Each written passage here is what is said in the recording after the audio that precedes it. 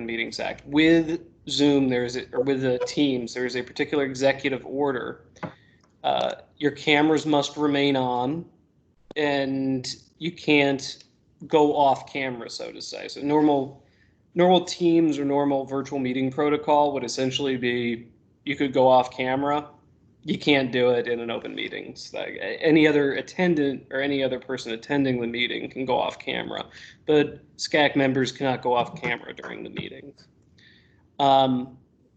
This is the Kentucky Open Records Act is something we deal with very frequently, and it is something that will have probably some applicability to the membership on this committee. Anything that you do in state government can be subject to a request for open records. There are certain exemptions that we have that we can say we are not producing records, but they're very narrow. And these are sort of the big areas where I wanted to warn you guys. Emails that could include SCAAC business conducted on a personal email. So if you have a personal Gmail account and you're trying to receive SCAAC emails or sending out SCAAC emails on this Gmail account, we have had situations where we have to request that a member of a particular organization turn over certain emails or conduct an email search of their own inbox for certain terms, and then we have to review them. It is easier and advisable that you use your own or your Kentucky Department of Education email address. And if you don't have one of those, you can contact me and I can help. But I believe everyone has, at this point, a KDE email address. Your travel reimbursement requests, these are also subject to Open Records Act's Open Record Act requests. And so there are certain things that we redact out of them, anything, home addresses, telephone numbers, social security numbers, if applicable. But for the most part, we can't redact certain things. And so please keep that in mind when making travel reimbursement requests. Resolutions, final agency actions, board agenda, and meeting minutes. Those are all things that may be produced in an Open Records Act request. And so all of those things, when you're doing them, just bear that in mind. I believe that's sort of the brief overview of things. Now, how do I X out of this part of it? Is my window still up? Yes. Okay. Yes. John, you should just, there you go. There Okay. you go. So quick right. question for you, John. You mentioned keeping cameras on. I would say that usually in these meetings we have a bathroom break kind of built in. What would you suggest for what does that look like with these online meetings? Yeah. You would just say, we're going to take a quick recess. Okay. And then you can, take your cameras off, but say what the recess is for. If it's Okay. just to take a quick bathroom break. The other problem that you're going to have is you run into the open meetings thing where, say, a quorum of people like getting together outside of the meeting to discuss SCAAC business. I would not suggest that at all.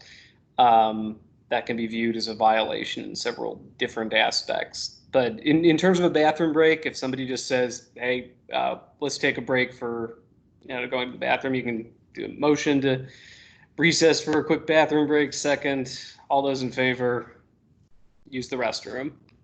But the problem is with the meeting ends up getting recorded. So I think you'd probably, I think that's how you do it. You'd probably want to leave your cameras on, but everyone goes. Okay. So it's essentially like trying to have a room that people are sitting in that are kind of watching you, that you're still doing the same things. I doubt that you will be entering closed session. That's where things get a little bit iffy. And so if you do a bathroom break or something, you're not going to want to have other conversations offline or online or anywhere else other than in the meeting. Does that make sense? Yeah. All right. Does anybody else have any questions for John?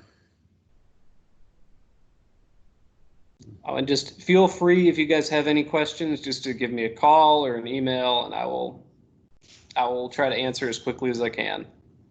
All right. Thank you very much. Thank you. So in an effort to make sure that we respected Commissioner Brown's time, I think I jumped the gun on the approval of the minutes. I know Joy's smiling. She caught that. So let's go ahead, and everybody should have a copy of those minutes in their Google folder. Joy sent those out a few days ago. Hopefully you've already looked at those. I'll give you all a couple minutes here, just a couple minutes to look those over from our November meeting, and definitely let us know if anything needs to be adjusted.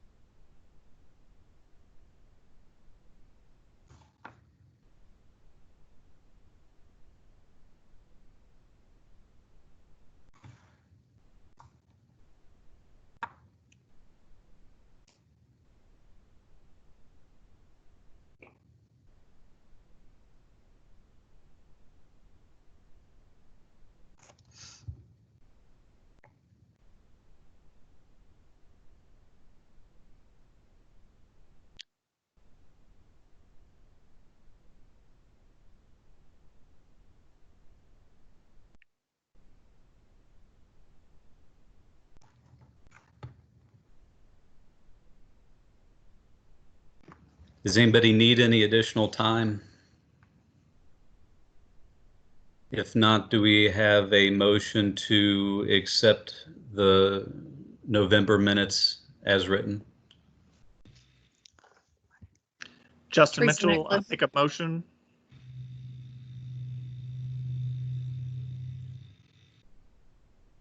Second. Then Teresa Nicholas, I'll second. All right, thank you, Justin. Thank you, Teresa. All those in favor of accepting the motion to accept the November minutes as stated, please say aye. Aye. Aye. Aye. Any opposed? All right, so we've already covered the agenda item 4, welcome and member change. So I do want to welcome our new members to the council. Yeah, it seems like we're always undergoing some sort of change here, and thank you to the commissioner and John for the welcome and the state of our purpose. Let's go ahead and move to agenda item number 5, amendment to administrative regulation. I believe we've got Mr. Cook.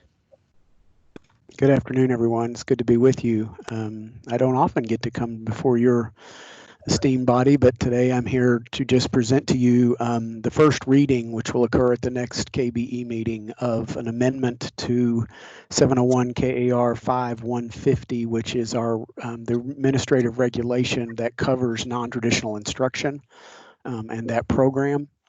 I'm going to briefly share my screen primarily just so that you can see the regulation. I don't have a PowerPoint or anything like that, but as I'm doing that, I just want to tell you all that the primary purpose for the amendment that we're bringing has to do with the way districts, in essence, apply for the program, which has always been a separate application process, which involved different applications for districts that were applying to the program for the first time, as opposed to districts who had been in the program before, which could file a renewal application, as we called it.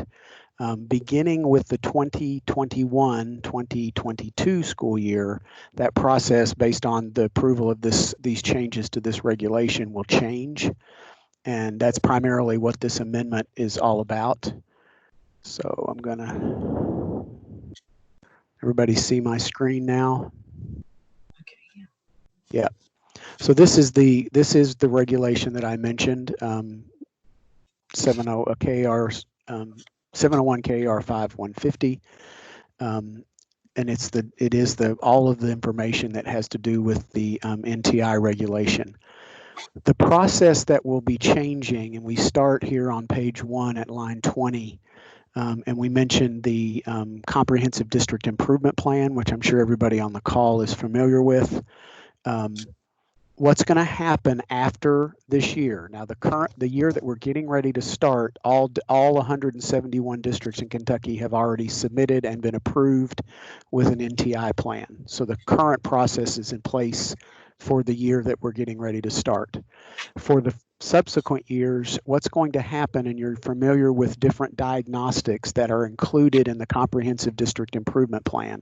So what this amendment is doing is it's modifying the application process, so to speak, so that districts will incorporate a diagnostic for non-traditional instruction into their Comprehensive District Improvement Plan each year. So that's how the districts, how that regulation will continue to be in place.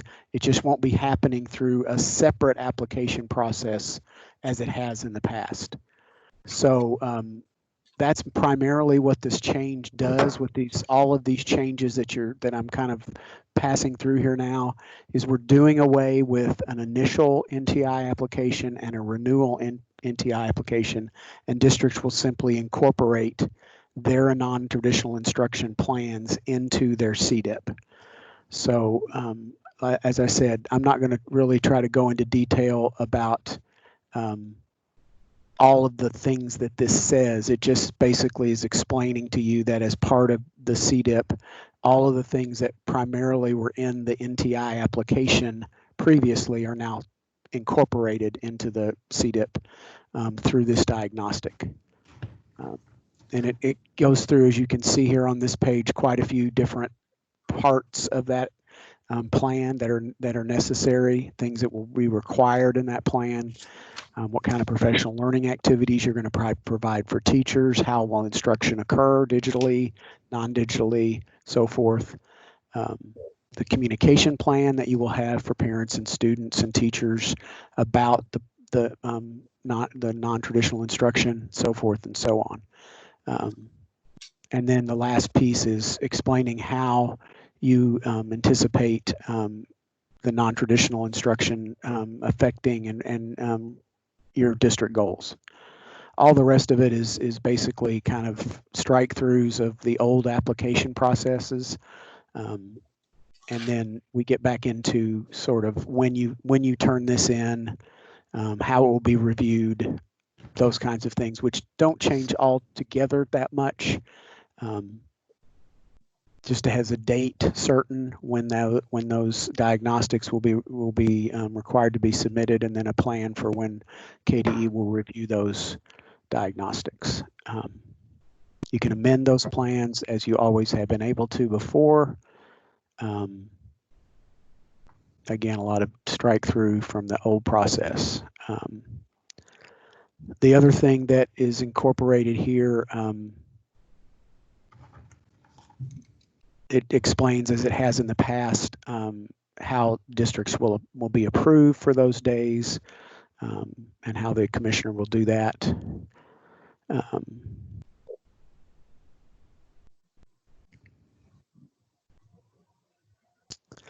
And then there's monitoring aspects of the plan, which don't change all that much. And otherwise, that's pretty much it. So we will take this before the state board at the August meeting for its first read.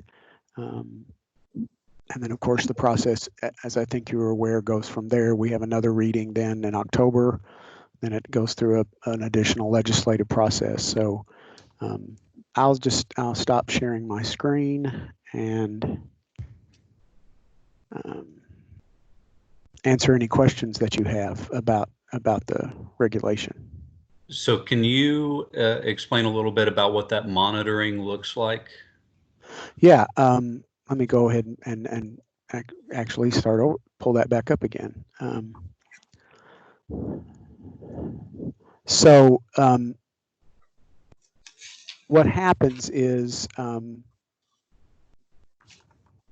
we don't really require. I'm going to find the exact start of the.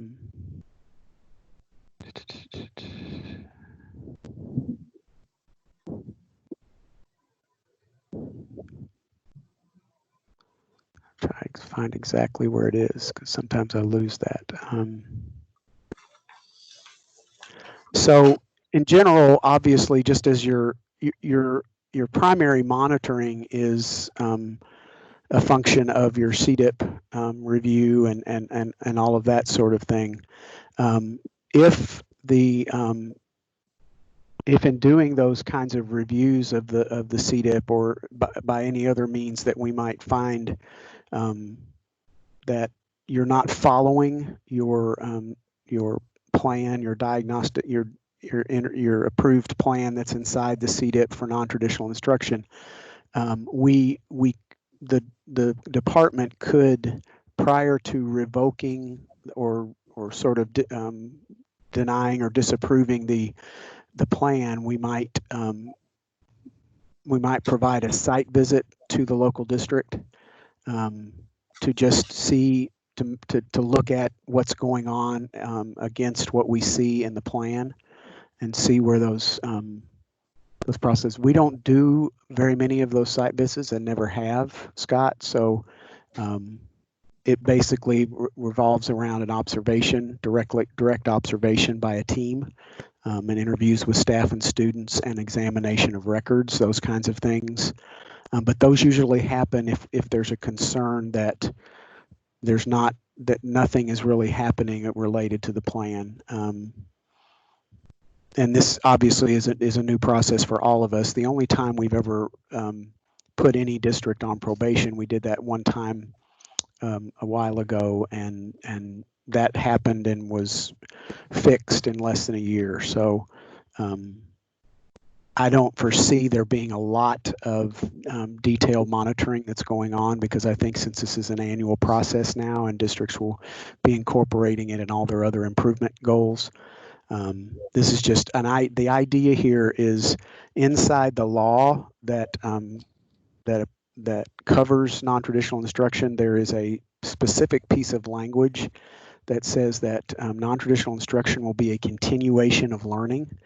And I think obviously what's happened over the last several months has really put a light on that. And so I think building this and adding this into the CDIP is one of the reasons we've done that, is because we knew that there needed to be regardless of whether you use a formal NTI day or anything like that, everybody's going to have a completely different approach and a different thought process about remote or digital or virtual learning, however you want to call it. And so we needed a plan that allowed for that to be presented and shown as part of district goals around learning. So it wasn't just this separate thing that we did on closures for snow, but it was, what are you really going to do to show that you're whether it's closure for COVID or closure for snow, or even in your what's going to probably become a little bit more a regular part of your instructional program, which is remote learning. what does that look like, and how do we know that it's a quality instructional option for children? So I hope that I rambled a little bit, but I hope that answers that question. Yes, thank you. Quick question. Is there a limit to the number of NTI days? There is not for the current school year. And that is because of obviously the COVID situation. So the State Board of Education passed an emergency regulation at its last meeting that continued the sort of waiver of the number of days from Senate Bill 177 from last spring. So for the 2020-2021 school year, no, there is not a limit. Currently, the statute that covers NTI has a limit of 10 days on it, and unless there's some legislative action, when we move past this current school year, that will be the number unless they take action to change it.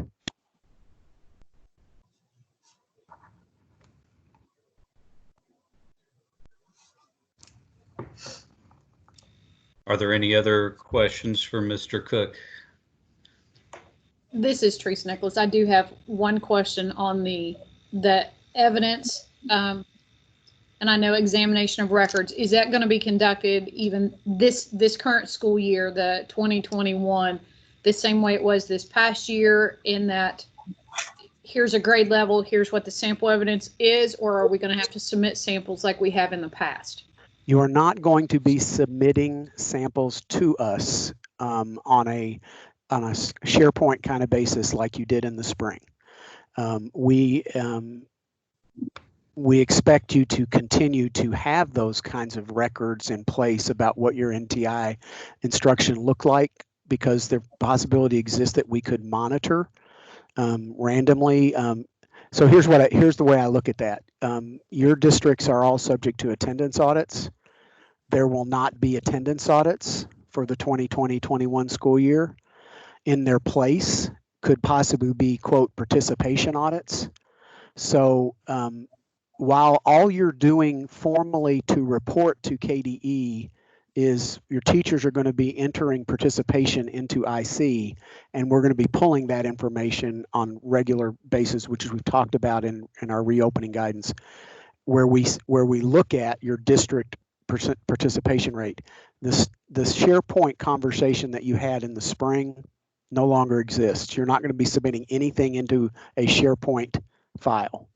So, but because there's a participation feature rather than an attendance feature, the possibility exists that somebody could come along and say, we need to see, here's what we see as your participation rate for this year or this part of the year. Could you show us some examples of what inside that participation rate, what does that mean? What kinds of, if you're saying that students demonstrated participation by work they submitted through an LMS, can we see some samples of that work? Can we see some samples of those submitted instructional packets if it's a paper-based system? So again, nothing, there's not that chart or any of the assurances that we asked for in the spring. All of that we're asking you to submit actually is happening in IC, so you don't really submit it to us as much as the state pulls the records at particular points in the year.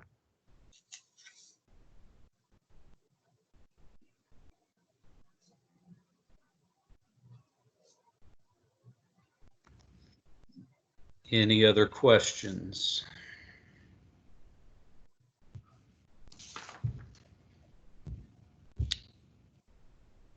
All right. Well, thank you, Mr. Cook. That was very informative, especially since I know that we're going to be leaning on those NTI days quite a bit.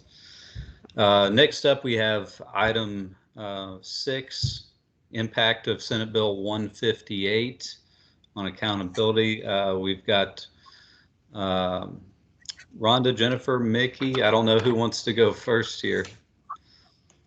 Scott, I do want to interrupt. Pam Powers provided the link to that regulation for the NTI days from LRC. For those of you, you can see that link in chat if you want a copy of that. I will also send a copy of it out to you for in your Google folder. Okay.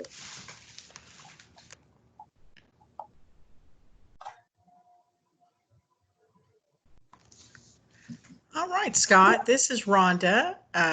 And to the new folks, it's very nice to meet you by the virtual meeting today, and we'll look forward to hopefully someday in our future being back in the same room with each other. But we appreciate again your time today. I serve as the Associate Commissioner in the Office of Assessment and Accountability, and right now sort of temporarily also serving in that capacity in the Office of Teaching and Learning. And this is some information that we will be bringing forward for the first opening conversation with the Kentucky Board of Education in August. And so we're excited to kind of share some of this with you and hear your questions and reactions. We are joined by multiple people today, and Scott ran over those names just a second ago, and Jennifer and I are bring the perspective of assessment accountability, so we'll kind of go back and forth with each other, and I see that Jennifer or someone is putting the PowerPoint up on the screen right now. We do want to kind of start with the conversation that Senate Bill 1 is more than changes to the accountability system.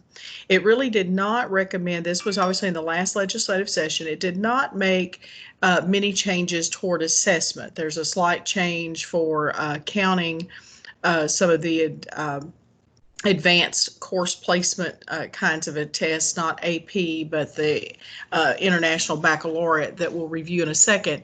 But Jennifer, why don't we back up? There we go. Let's stay on that slide for just a second. But Senate Bill 158 did make changes, substantial changes to the accountability system, and it will take some time for those to get in place.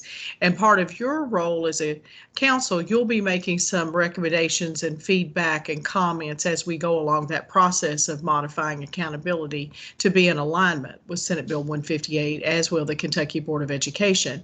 There was a change to how achievement gap is defined in this statute. It was added to the statute. Also, there are changes to graduation requirements. Mickey Ray will talk about those slides from the Office of Teaching and Learning, and school improvement provisions. And I believe Whitney Crow is online with us today to talk about that from the school improvement position.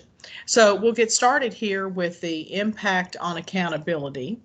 And again, I'm happy to be joined by Dr. Stafford as part of this conversation.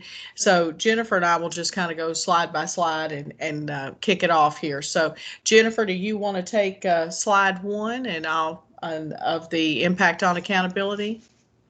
Sure. Thank you, Rhonda, for that introduction. And I would also like to extend my welcome to our members, both who are returning as well as those of you that are new to the SCAAC meeting or the council. We value your input, and we really come to you with questions, with an open mind, seeking your input on these very critical pieces that go into the school state assessments as well as the accountability.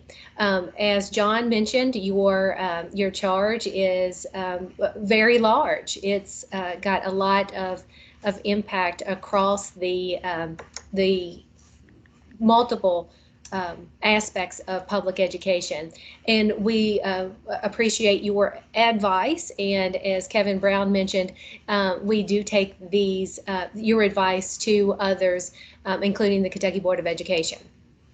So with that, we did have a significant piece of legislation passed in the 2020 general session. Senate Bill 158 did impact assessment and accountability in the fact that it modifies the state accountability system to include 2 aspects of what we're calling status and change. And each of this status and change will be identified on each of the indicators within the accountability system. And we're going to go into depth on what those accountability indicators are. But they do project a status, which we have been used to and had a lot of experience with in Kentucky of status. Status is that current year performance, or that current year performance of our students, whether they are on assessments or whether they are graduating or their demonstration of the post-secondary readiness measures. That is status, so that current year performance. This legislation brings into account in the accountability system this idea of change, which is the comparison from that current year performance to the prior year performance. So we'll have for each of the indicators both status and change. It also requires that the overall performance and status of change to be displayed on an online dashboard. And last year when we had the 2019 school accountability, we used the school report card to display a dashboard. We had color-coded indicators. We had a lot of good information for our parents and general public.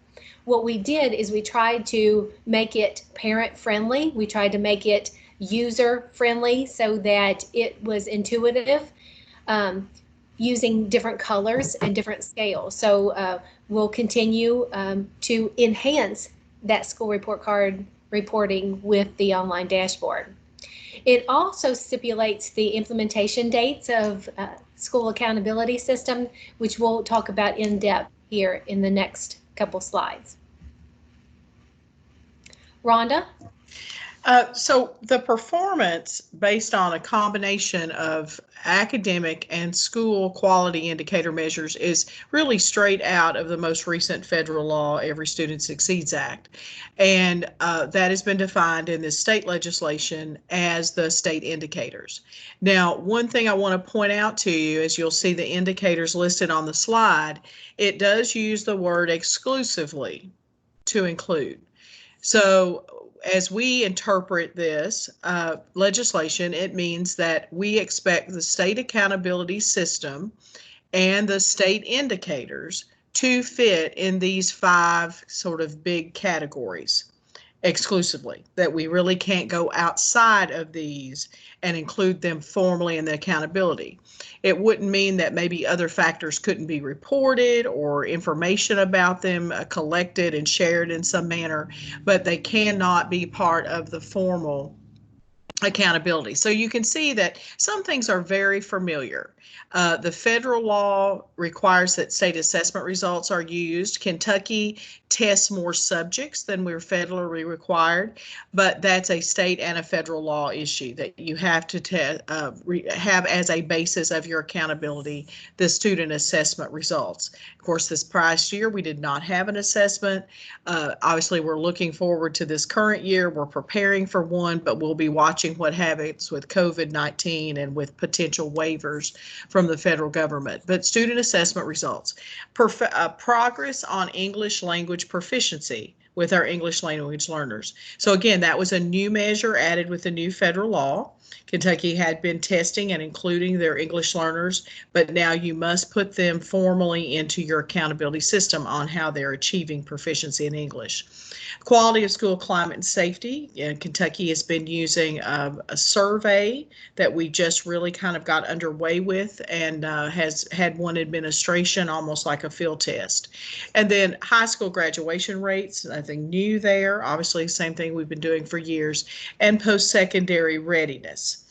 There is a little bit of tweak to some of the language on post-secondary readiness. In our next slides, we'll get in touch with that. So you can see there's a lot of things that there will be change around the accountability, but there are some pieces that are sort of continuing in terms of previous accountability systems and the most recent ones we've worked with.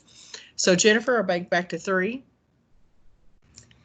Okay, so those dates that were explicitly identified in the law says that beginning with the data from the 2020-2021 school year and the 2021-2022 school years will be used in the accountability system for the overall performance of each district, school, student demographic group. That term subgroup is in the law. I like to say student demographic group, but it's determined by those state indicators. So that equally account for status and change. So each of those indicators that Rhonda just mentioned, assessment results, progress on English language learners, quality of school climate and safety, graduation rate, as well as post-secondary readiness, those will be identified for status and then for change. And these are the dates that for implementation. So for status, we'll look at this coming year that we are beginning, the 2020-2021 school year. We'll first use that status to combine everything together for that overall performance. And that will be what is used for school accountability for the 2020-2021 school year. Now, as we move into the 2021-2022 school year, then we'll add the change to that. So that in 2021-22, we'll use both status and change for the overall school accountability. Now, what's nice about this accountability system is the fact that we can bring everything together into an overall performance for each school district and the state and each student demographic group. So looking at both their status, current year performance, and then change, then looking at the prior year, beginning in the 21-22 school year. Rhonda, Jennifer, we have a question from Kelly. She has your hand raised. Hi. So I've been reading through this, and I'm curious if there's going to be a note or an asterisk just indicating that because some of this data will almost serve as baseline, and we're currently in a pandemic, and every school can deal with that at different levels. So I'm wondering how that's going to be indicated, or if there is even any indication. That's just a concern. I mean, I think one of the things that we're hearing from all aspects, I would say P20 truly is, are people falling behind because of the ways that we've had to educate. And so I'm a little concerned that any data that comes out from any kind of assessment during this current year, that we need to give some notice to stakeholders of kind of what we should consider when looking at that. I think that's a really good point, Kelly. And I'll speak for Jennifer here. I don't think she would have a different opinion than I have on this either. And I know she'll add in a moment. You're absolutely right. There is concern about, under normal conditions when the world is not experiencing a pandemic, you have some learning loss at various times, especially the summer slide that's referred to. Obviously, we have had now a finishing of a year that was very unusual, and now we're a lot of energy around how are we going to return to school and what's that going to look like, and it can be quite different. And I think most people anticipate the upcoming school year that we're getting ready to start may be even more disrupted than the year we are just now have finished. And so there is a concern about this. Now, the law obviously was written and went through legislation before we were in the pandemic. So it does not reflect anything in the actual statute, but certainly concerns about the reporting could go back to the new legislative group that's coming in for the spring session. So depending on how intense the concerns are, obviously we don't even have data from this last year. So I do think there's without any legislative change, we can easily annotate, as you said, asterisk, we can talk about what's appropriate comparison. There are things we can control. Obviously, because this is kind of a new start, there will be a lot of things that can't be compared back anyway, where there are changes. So I think that, there are sort of a set of reactions we can do from the KDE reporting area that don't require a lot of approval, except maybe some conversation with the state board. But then there may be things that need to go back through the legislation and make some adjustments, because again, this was set up pre-COVID-19. So I do think that's a very valid concern, and one we'll make note of. Jennifer, I don't know if you would have something else you would add to that as well. I do. Kelly, I appreciate very much you bringing that to light for discussion, because as we work with our school report card vendor, currently it's Bright Bites, we have been working through issues for the school report card. Right now, as we move into fall reporting, we do have information and data that will be in the school report card. What we plan to release this fall is data for assessments on the kindergarten screener, which we're going to talk about here in the next couple of agenda items. We do have that. We have access for ELs for our English learners. So we're going to present the information based on the assessment that was given in January and February this year. And we'll also have graduation rate data. So we will report this fall, but it's going to be a limited basis, and we're making statements in the data that we are presenting very clearly that there is impact to the school report card and reporting even this year on the information and data that we have. So we will take note of your comment, and we really appreciate that you making that that statement, because it's going to be important for us to accurately reflect the performance as we move into the 2020-2021 school year. Yeah, I appreciate you both very much in addressing that. I think that one of the things that's I've tried to focus on the positives during this crisis of finding some things in this. I think one of the things is that I think there's school systems across our state that deal with, maybe not to this level, but deal with things like this all the time. And we don't, because it's an N of 1 or an N of 2, we don't always go in and kind of make those notes. And so, like you were saying, maybe this is something, I think it's brought it to our attention because everyone's experiencing this, but as we think about how do we implement this going forward, just those kind of comments like Jennifer said on those report cards becomes really important. If a school deals with, any kind of tragedy or major flooding and they're out for a sustained period, is there any indication of that on this kind of thing? Right now we're kind of all in this together, but there are times that it's just 1 or 2 districts that are dealing with something. So that's kind of a side note, but sure. I think it all goes with this accountability model. Absolutely. I will mention that historically we have had some schools that have experienced things like massive flooding. Tornadoes are very common in the spring in Kentucky, and there have been times that they've been reported differently because of that. We have a ability for schools to ask to appeal their performance category for various extraordinary circumstances.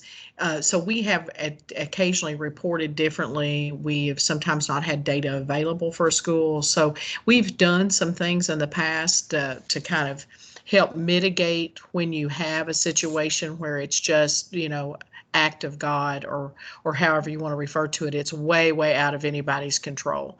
And so, but you're right, we kind of all are experiencing this very traumatic circumstance now. On slide 4 of 5 here on the assessment and accountability, you will see some things that are, again, a little bit familiar. Kentucky, when we reported using the school report card last time, we actually had multiple levels. we went from very low to very high. So you'll see that that is still a requirement, that for status, we show very high to very, very low status, that for the change level, and this is what's different, is looking at the measure of how you've changed from the prior year and also showing, is that a significant decrease or increase, or maybe a slight one? And then how do we establish those cuts to know when a school changes into one of these categories? You may remember us coming to you, those of you that are returning members, to give you a report of bringing people together for a standard setting work and a standard setting committee. And they would still expect us in this legislation to do a similar process, but they defined some people to be involved with that. They also defined that we use a percentile cut to establish those cuts. We talked a bit last time about things set on standards and things on percentage, and we used the percentile as kind of a reference point, but the decisions were not made based on the percentile. So this is saying that the decisions on cuts of very high to very low should be made and must be made using a percentile cut score for status and the change levels. And then SCAAC needs to be involved in the approval of this, which is the Local Superintendent's Advisory Committee that is appointed by the governor. And so they give feedback routinely on all regulations to the Kentucky Board of Education and policies. So they will need to be involved in this process moving forward in the future. The goal is to try to have cut scores in place and leave them alone for a period of time. You know, as you all are well aware, we've had tremendous change, very rapid change with assessment accountability in the last 4 to 5 years. And so this is, I think, a nod to, let's see if we can get a system in place that meaningfully differentiates school performance from low performing to high performing. So low performing schools can be supported through the work out of Kelly Foster's office as required by ESSA, but that we involve SCAAC in that cut discussion and that it be a percentile. Again, there was very specific information about a color-coded dashboard. We were using colors on the original dashboard that was used last year. I think, as Jennifer mentioned earlier, this is sort of an expansion of that to some level, but still using that concept of colors. You know, I think before we had kind of a bright royal blue, like a UK colored blue for our highest performing. We had the lowest performing red. You'll remember we had, I think, a yellow in the middle. So we had, you know, kind of a little bit of expansion of the colors you see on a traffic light. Also that begins in the fall of 2022, that more elaborate dashboard. And there is requirements that we report information and show information by groups of students as well as overall for the school. The overall performance, does this legislation allows to all data to be aggregated together, so that can allow the bottom 5% to use all information. Jennifer, I'll let you go on to the fifth one, and then we may have a couple of comments at the end here. Sure. Thanks, Rhonda. The Senate Bill 158 continues to amend other statutes, particularly KRS 158-649, in the definition of the achievement gap. Now, achievement gap had previously been an impact on the star rating in the previous accountability system. As Rhonda mentioned, those indicators, there's the word exclusively on those 5 indicators. So the achievement gap moves to a reporting measure for our state and each school and district. So looking at the definition of the achievement gap, it will be the difference between the performance goals and the actual performance on each of the tested areas by grade level of state assessment program for each of the various student demographic groups. So looking at the performance goals, now we have had goals established, and those were established by the previous board. Part of the conversation with the new Kentucky Board of Education will be on the development of goals and how they want to approach those goals, whether we continue with those same goals or whether we develop new ones. So we look forward to that conversation with the Board of Education on those goals. Senate Bill 158 further changes the statute 158-6453 in that it requires the department.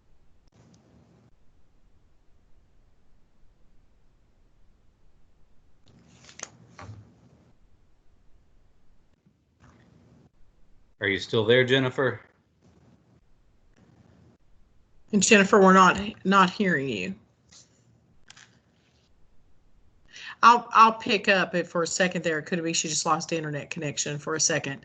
But there. Can I ask you a quick question about that one? Sure.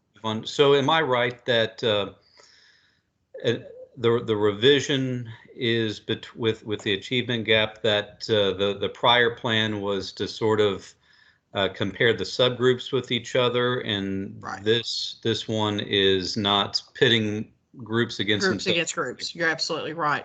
You remember in the prior plan, you had a reference group, and you had then we've actually determined what was the highest performing group in the school, and then you compared against that group if they had at least 10% of the students, and I think above 10.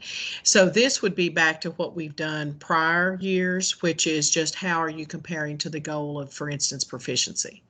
So if the goal is for students to reach proficiency, then what is the proficient rate for African American students versus English language learners, free and reduced lunch, all the various groups that you would have that are large enough to be publicly reported at the school level. So that's where it's talking about comparing it to performance. So it's looking more like we identified gap back maybe 4 or 5 years ago, but not the most recent. So it does remove that. It also, you notice, doesn't say gap is exclusively part of the accountability, because in that exclusive list, it does not talk about gap, but it still requires there be public reporting of gap. So that's a little different, because in the prior system, gap issues could lower your rating overall. So that is basically removed with this legislation. So Jennifer was talking about, and if she pops back in, we'll let her pick back up here, but she was talking a little bit about this last comment. Oh, I think Jennifer's back, and we lost the slide. Jennifer, are you there? Can you hear me? We can now. You kind of went away as you were talking about the last thing around the IB examinations. Okay, well, good. Thank you for letting me know. I was just going on. It didn't show anything any different. So, okay, so you got everything about the achievement gap, and Scott, thank you very much for that question. Good question. Yeah, and then so I think you were just getting ready to talk about that last section, and I was going to attempt to do it for you when you went away there. Well, as I was saying, when you couldn't hear me, the statute does change 158-6453 in the fact that we must present in the school report card student performance on international baccalaureate exams of a 4 or higher. So we'll make that adjustment to the school report card. It also adds language that encourages the department to assign more weight in the accountability system for progress made to those student demographic groups toward goals. So again, we'll work through all of those different scenarios with the Kentucky Board of Education. So let me pause there before I turn it over to Mickey. And Mickey, I'll continue presenting the slide if you don't care, or if you'd like me to. But let's pause to see if we have any questions still lingering on the changes to the accountability system.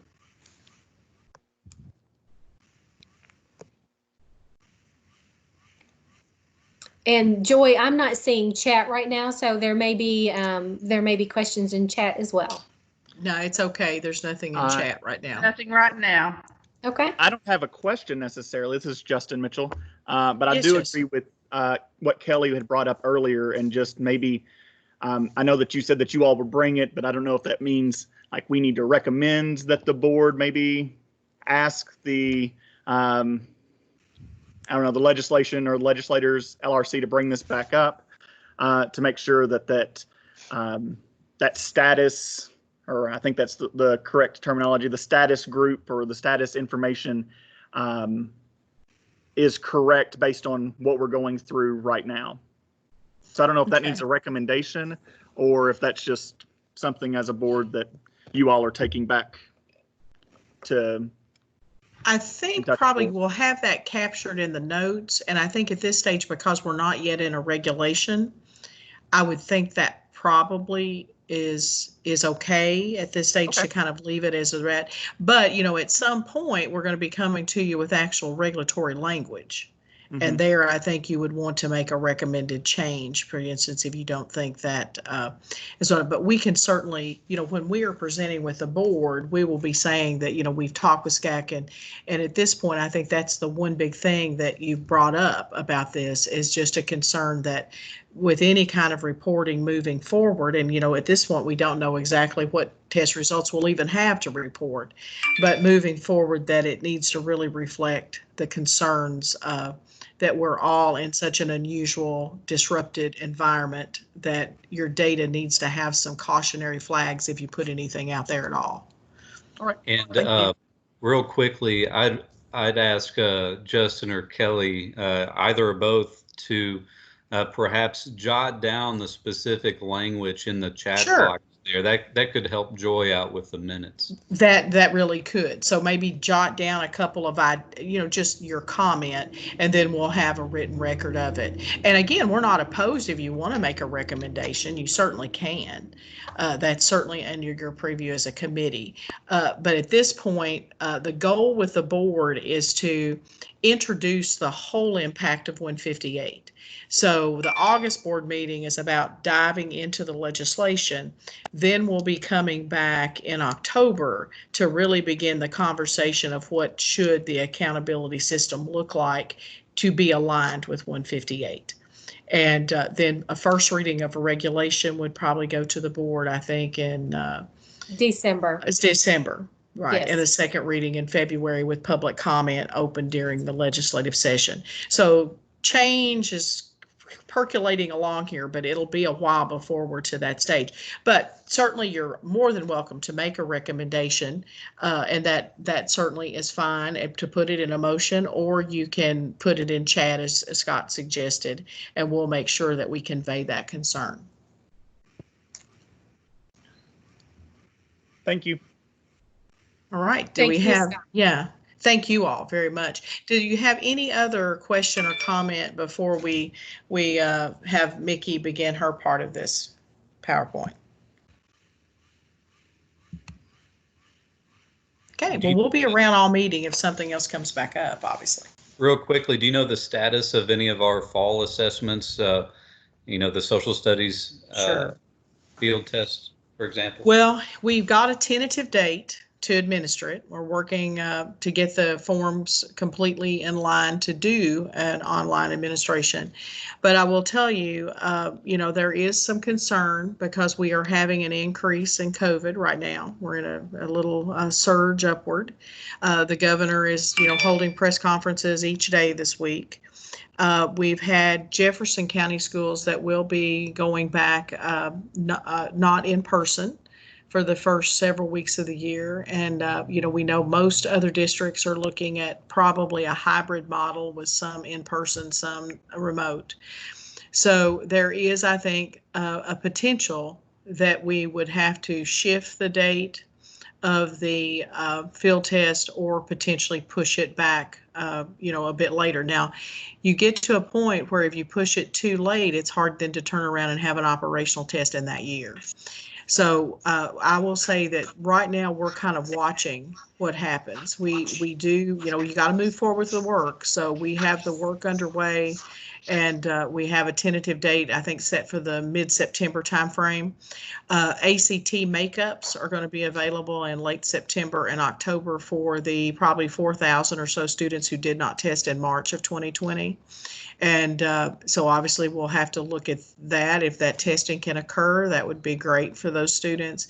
If not, we will have to have an opportunity for them in the spring with other students. So, you know, there's really, it's the field test for social studies, the ACT assessment makeup, And then there's Brigant's kindergarten screener that we're going to talk about here a little later in your session today. So at this point, I would say we've got plans, we've got tentative dates, and we're kind of watching what happens here to see how you start back to school. So obviously we would like to get everything moving forward and be able to do it. Thank you.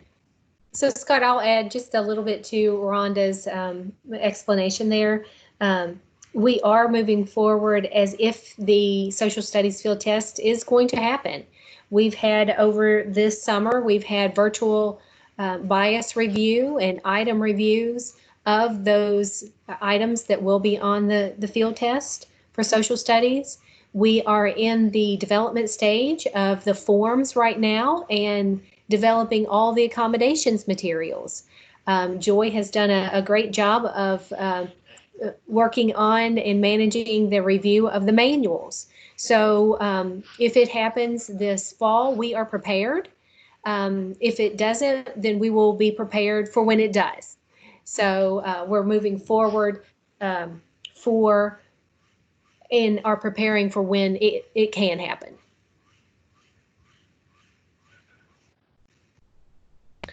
Okay, you want to turn it over to Mickey, and I'll let Mickey, Mickey, if it's okay, do you want me to advance the slides for you? That would be wonderful. Thank you so much. Okay. Well, good afternoon, everyone. I'm happy to be here with you today, and I want to thank you for your service on this important committee. My role today is to talk about the impact of Senate Bill 158 on graduation requirements and the regulation. So 704 KAR 3305 establishes the minimum requirements for high school graduation in our state. And so the Senate Bill 158 does require changes to that regulation based on certain components of what was established within that particular bill. And so you can see here, it made a change to KRS 156.160, and Section 31D prohibits statewide minimum high school graduation requirements from including a post-secondary readiness indicator used in the state accountability system or a minimum score on a statewide assessment. And so I want to talk a little bit about that post-secondary readiness indicator. So that would be meeting or exceeding a college readiness benchmark on a college placement examination or admissions exam. And that would also be achievement of college credit. So you might see that in terms of dual credit classes, passing an advanced placement exam. It could also be in the form of apprenticeship time towards a degree there, or an industry recognized certification or credential. So there were numerous things that are in that category, the post-secondary readiness indicator, and how that cannot now be one of the requirements of high school graduation that are changing in 3305, the regulation. And then again, the minimum score on a statewide assessment. So that can no longer be tied to high school graduation requirements. And then that last one there, you can see KRS 158.140, that prohibits a local board of education from requiring an achievement of a minimum score on a statewide assessment for high school graduation. So Jennifer, if you'll go to the next slide.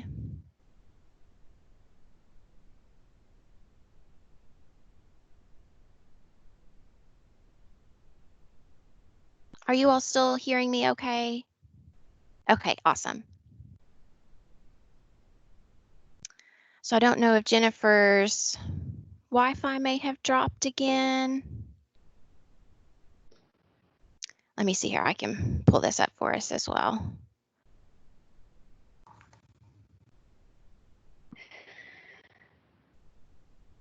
Oh, there it is. Okay, awesome. Thank you. So what does this mean for students, families, schools, and districts? So the state minimum requirements stay the same for students who entered high school on or before the 2018-2019 school year. So you're thinking about your juniors and seniors for the 2020-2021 school year. Their requirements stay the same. There will be no changes. The state minimum requirements must be amended for students who entered high school in the 2019-2020 school year and thereafter. So students who will be in grades 9 and 10 for the 2020-2021 school year. And what will be changing, it's not so much the credit requirement, that will stay the same as the 22 credits. And I am sharing I'm sharing with you in the chat a document that is on the minimum high school graduation page that denotes what those credit requirements are for the different years. But what this will do, it impacts the graduation qualifiers and the graduation prerequisites that were established in 3305 for students in grades 9 and 10 for 2020 and 2021.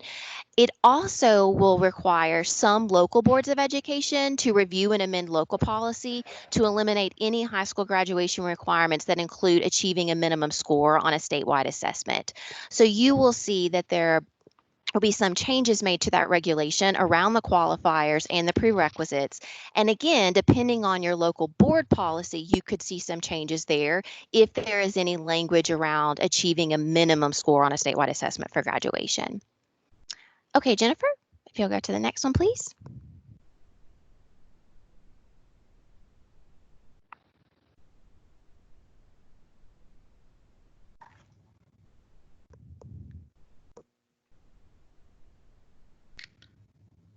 Looks like we may have lost her again. Okay. Let's see. Can I do Ellen, have it. do you have? Pardon me? It's showing page 3 of 3 for us. Is that the correct one?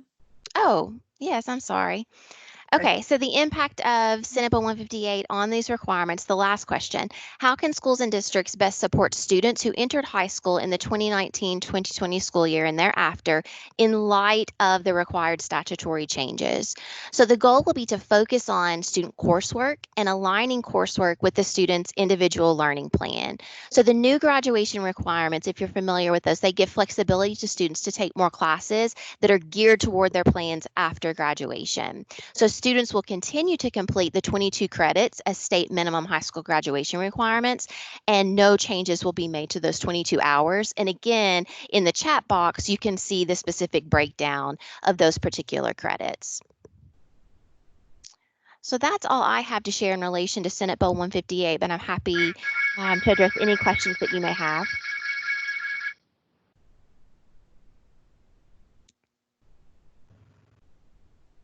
Okay, well, thank you all so much.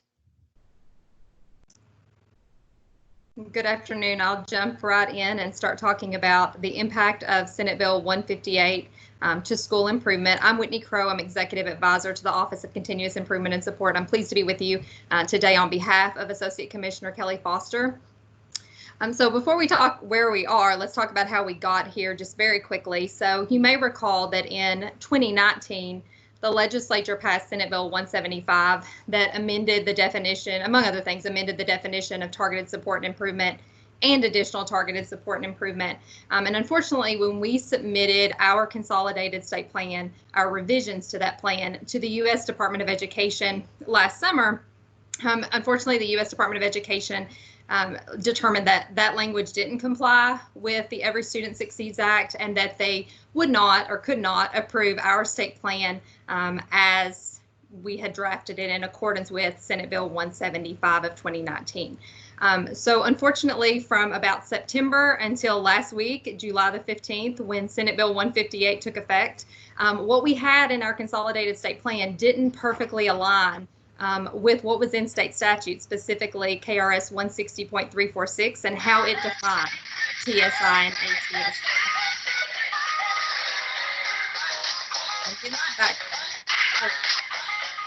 Don't think that's mine.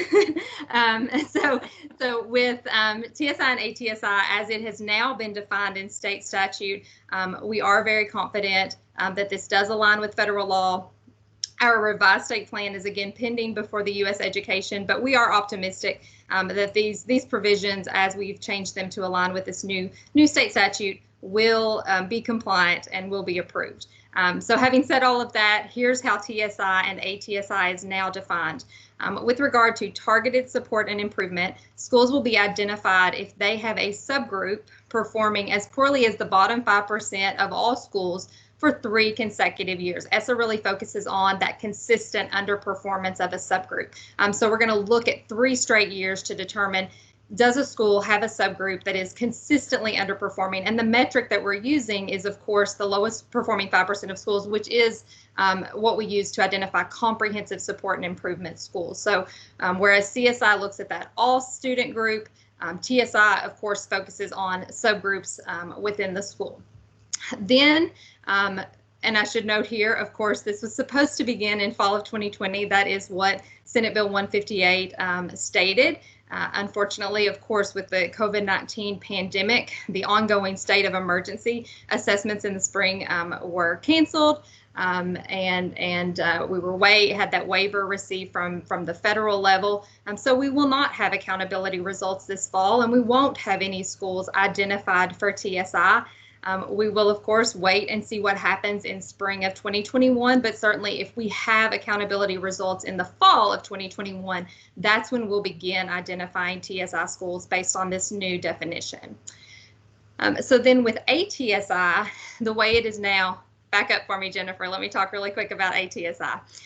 So then with ATSI, we will look at the pool of TSI schools, and any school within that still has a subgroup performing as poorly as the bottom 5% will be identified for that additional targeted support and improvement. So by that point, a school will have had a subgroup in the bottom 5% of all schools for at least 4 years. With TSI or ATSI, excuse me, we're going to identify every 3 years. So TSI is annual, ATSI is only every 3 years, according to Senate Bill 158 language.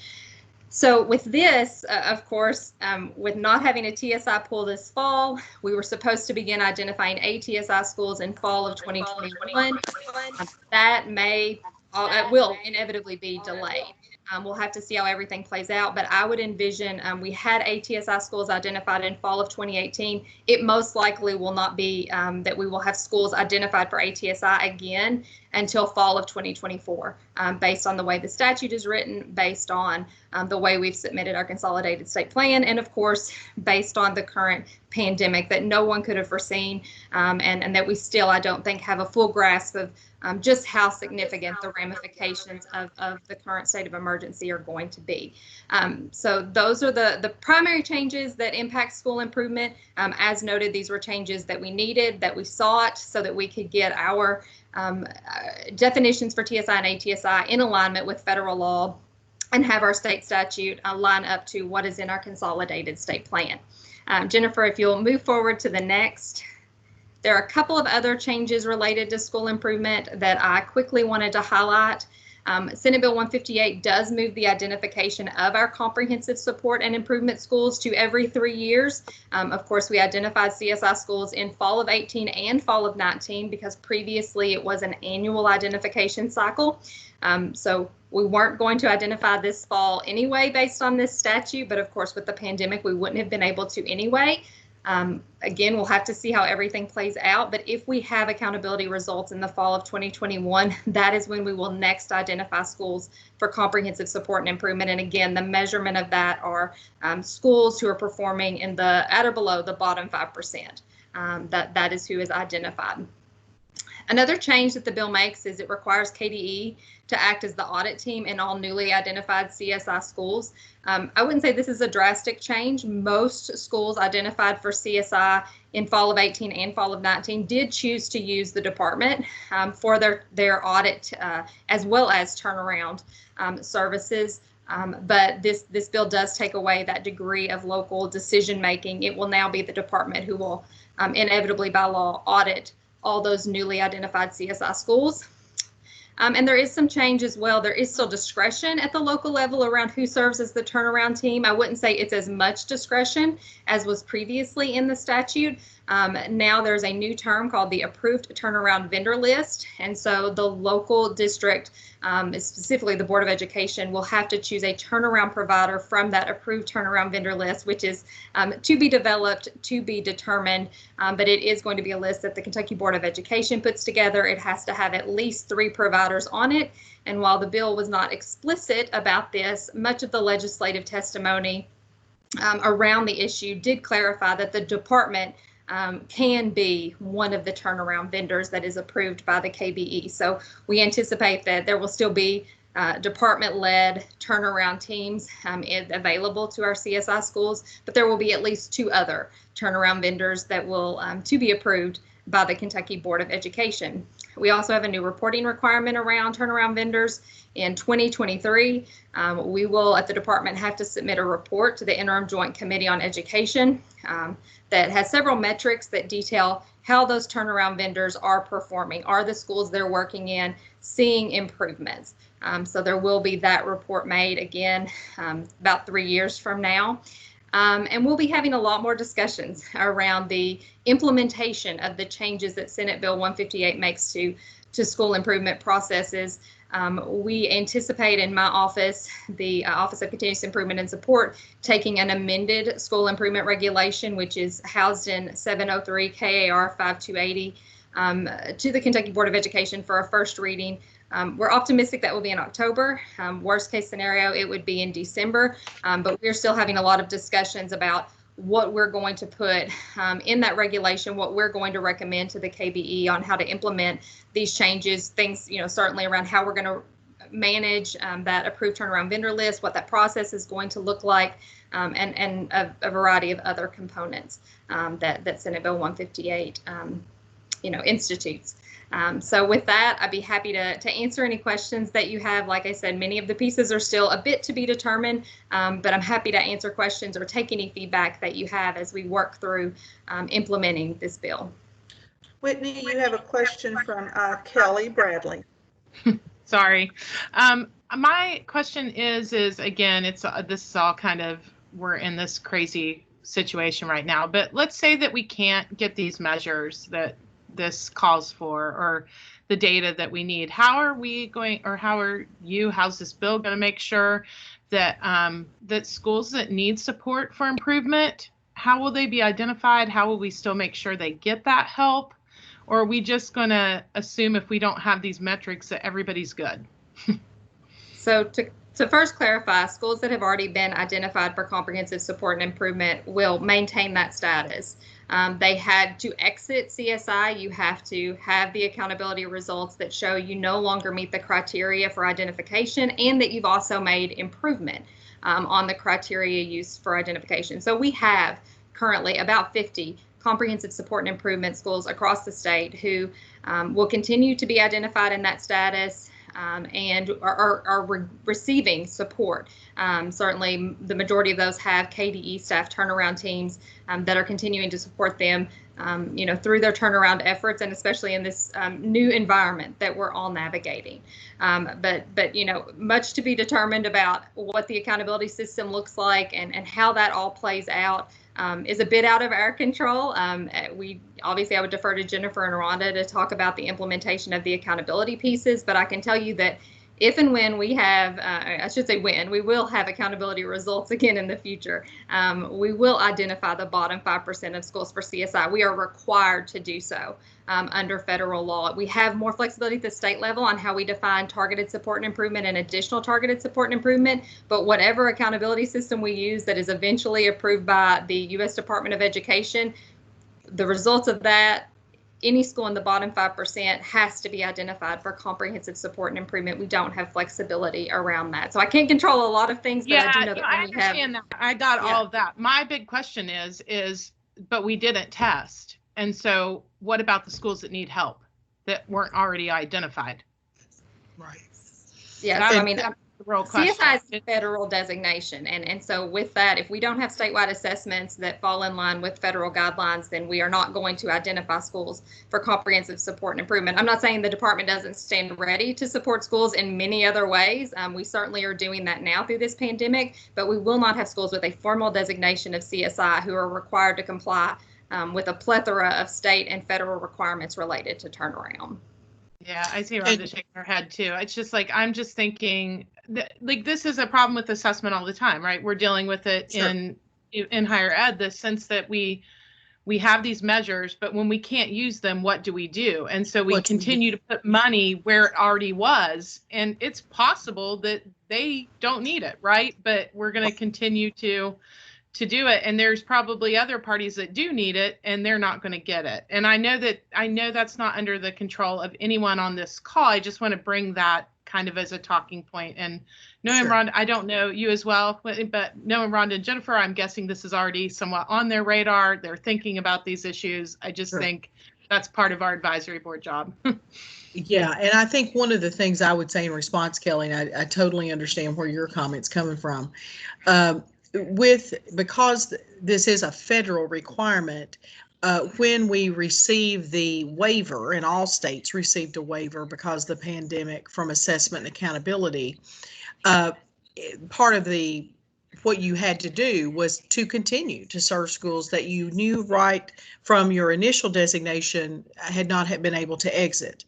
Now, I think, if this should linger, if we come to another year of some sort of waiver, what will probably happen federally is there would be some requirements for the waiver. You would have to do something. You might have to have a process where you found some ways to assist schools beyond the original list, because the longer you go on with the original list, the more likely schools have made some improvements and would have been able to get off.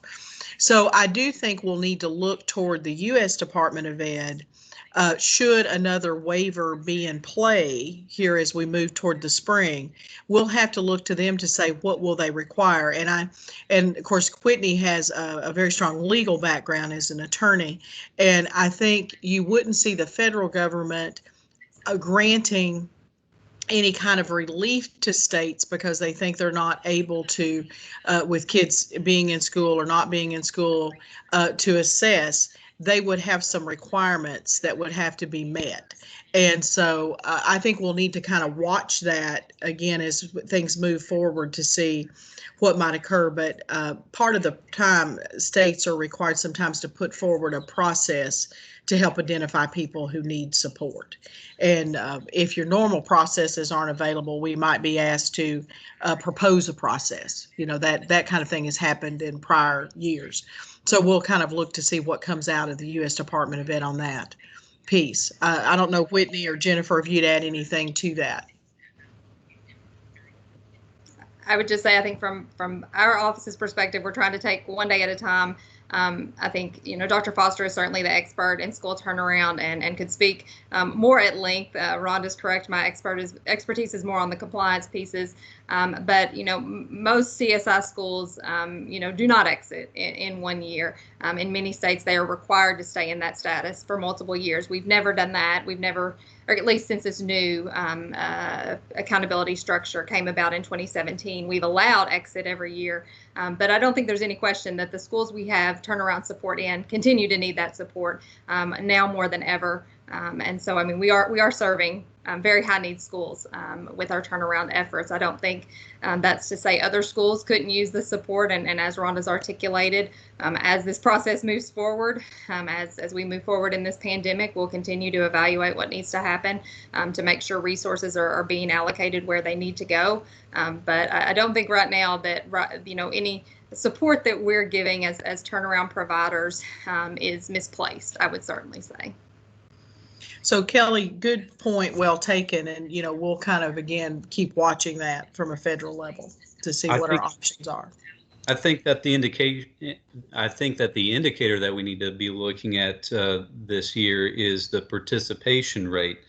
And, especially if, I think the writing's on the wall. I don't think that we'll be able to assess like we usually do this year. I think that there's going to be, I know there's going to be a large segment of our student population doing untraditional schoolwork in some form or fashion. This past spring, as a teacher teaching remotely, I could probably address 80% of my kids through online virtual instruction, probably another 15% through printing out hard copies of assignments and allowing parents to pick those up at the school. But there was probably like 5% of our kids where they weren't doing anything. They weren't responding online. They weren't picking up assignments at the school. So I personally, along with dozens of other teachers at my school, we drove through all the little nooks and crannies of Scott County, hand delivering these packets to make sure that each kid had their information. But that's just one school district. I think that we need to make sure there needs to be some sort of safeguard that, if we are heavily relying on this untraditional instruction, that other districts are doing their due diligence as well. That's a good point, Nate. Scott, very good.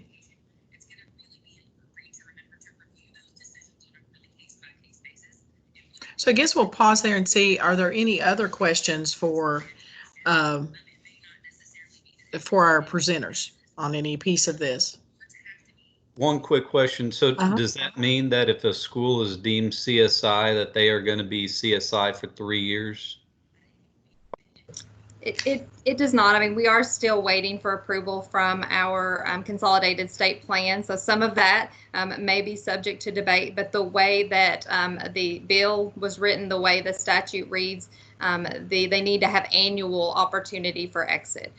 So that may not be that they can reach those markers, but certainly if they do, our intent and the statutory expectation is that we will exit them from that status, but we do have to wait for the U.S. Department of Education to finally approve that provision.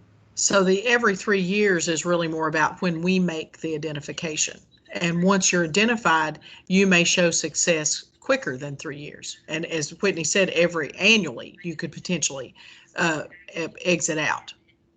So the 3 years is really when each year we make that sort of massive list and come up with the original list. Thanks. All right, any other questions?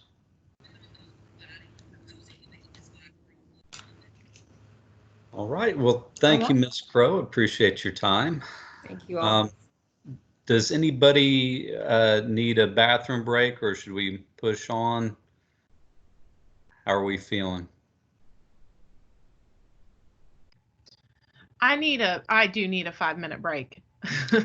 Let's go ahead and take a break. So I got 2:58. Yes, I'm sorry, 2:48 at the moment. So we'll come back in 5 minutes, 2:53 or so. So as John said earlier, just keep your camera rolling and we'll resume in 5 minutes here.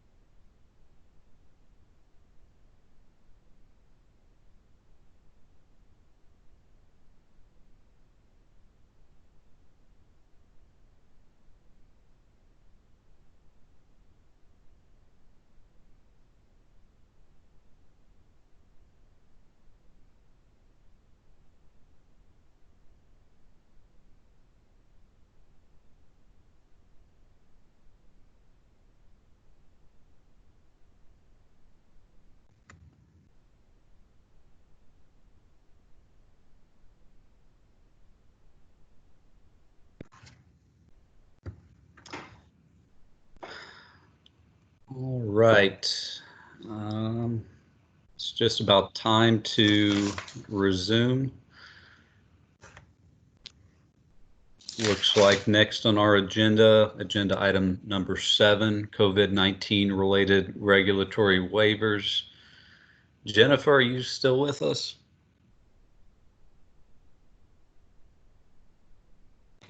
Yes, I'm still here, Scott. And I see Jenny on the agenda as well. Yes, I'm also here. Okay, great. I'm going to start out first, Scott, with some documentation and some guidance that we provided, and then I'm going to turn it over to Jenny to move in from the waiver into the next item on the agenda, which is the kindergarten screener. So we're going to start out with the approach of taking both of these next 2 agenda items together. And talk through each of those. So this past spring, as we've talked about multiple times, this conversation is we, across the state of the Kentucky and the nation, we abruptly ended school in a fashion that was unprecedented. And we had no idea that it was going to happen when we first started into this school year. And I'm going to pull up for you, and you have it in your folder, the guidance document that we provided for reopening school. So if you would find that piece of guidance, it's called COVID-19 Considerations of Reopening Schools. And you can find that in your Google link.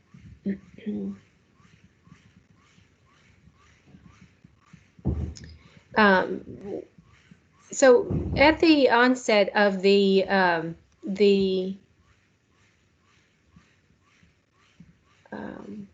COVID situation, what happened is we had provided information to our schools and districts in the form of considerations for reopening schools and evaluating students' academic performance. So again, that piece of guidance is in your Google folder, and if you want to open that, you're welcome to.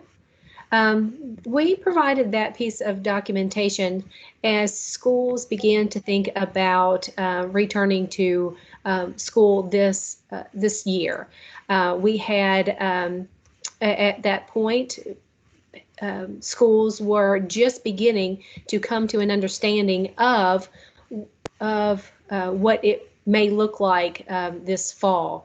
To say that it was a tremendous effort by our local educators to quickly transition from traditional instruction to a non-traditional instruction was a huge effort by all of our educators, both in the classroom and the support services that are provided. So our teachers, our administrators, our bus drivers, our support staff, our custodians, even the importance of our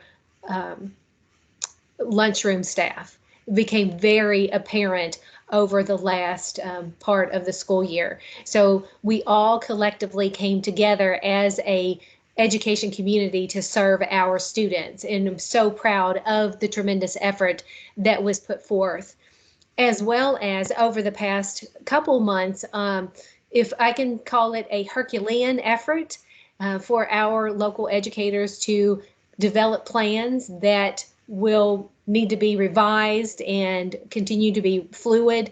It is a tremendous effort by our local school districts and our education community at large to go back to school this fall.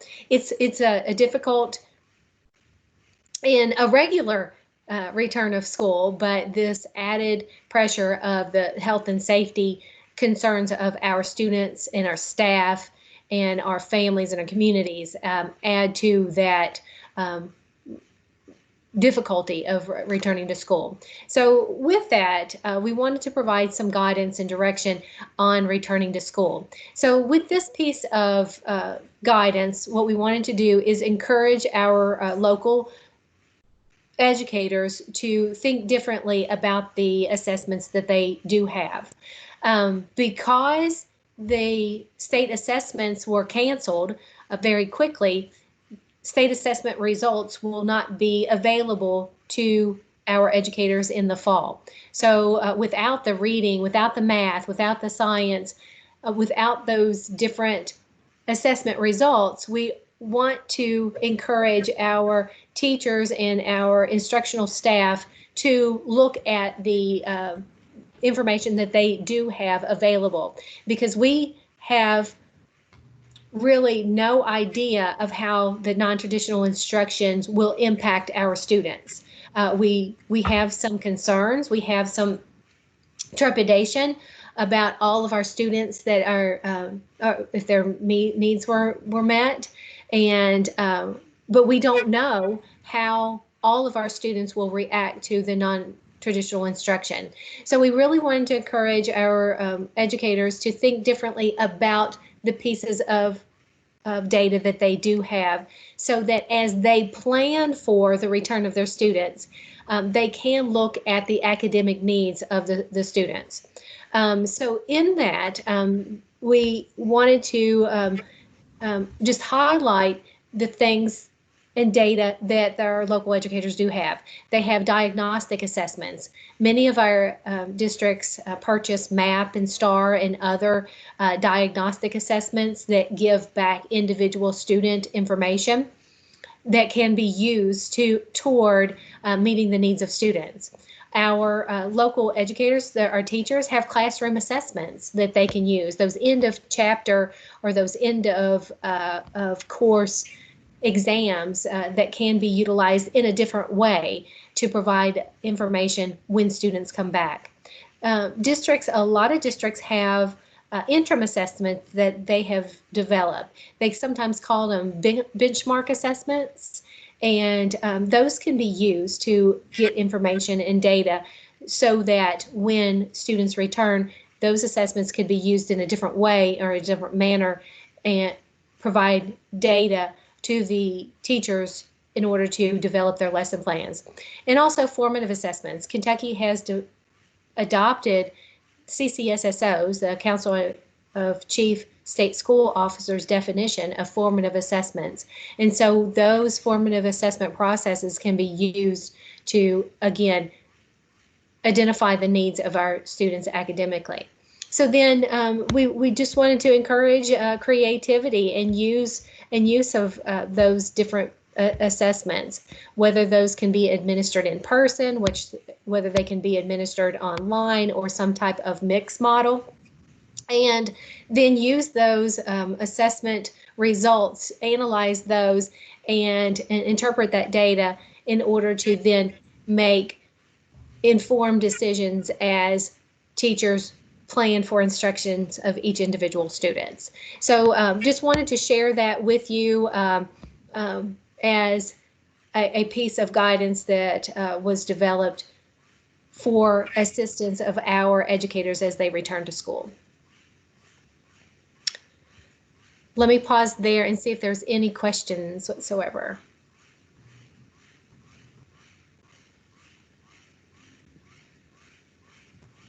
We've had a couple of comments in chat. A couple of them go back to some prior topics. The one that I want to read to the group is from Scott. It's about the where he mentioned participation from the past spring.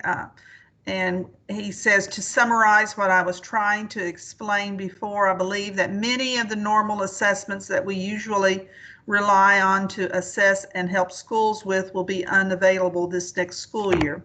I think KDE needs to pay particular attention to the participation rates of students in their districts and what exactly that participation entails. And I will make sure that that gets captured in our meeting summary as well. And then I wanted to say, I've had to remind you a couple of times, please keep your cameras on, particularly the SCAAC members, during this meeting in case of any of discussion or motions and that type of thing. Presenters need to have their cameras on when they're presenting, but they don't have to any other time except for if they're responding to someone. So that's just a little reminder there for you to keep those cameras on. So back to Jennifer. Thank you, Joy. It's always a nice reminder, so thank you. And Scott, yes, we've made note of that, and I'm glad you put it into chat. So thank you so much for doing that, and we'll continue to think forward as we develop our reporting of within the school report card. Hey, Jennifer, let me add one comment to Scott's chat message, which I again appreciate that as well. With NTI, there is some differences now moving forward with looking at participation in terms of people entering things every few days, that kids are actually engaged. Before it was set up as a performance base, where at the end of sort of the learning, you looked at the performance of the students. Now there's going to be some differences moving forward with that. And so we'll make sure that bit's passed along to David Cook as well, so that your comment also kind of impacts the how NTI will be accounted for with attendance moving forward. Thank you. So at this point, I'm going to turn it over to Jenny Larkins, and she's going to talk with us about the kindergarten screen waiver.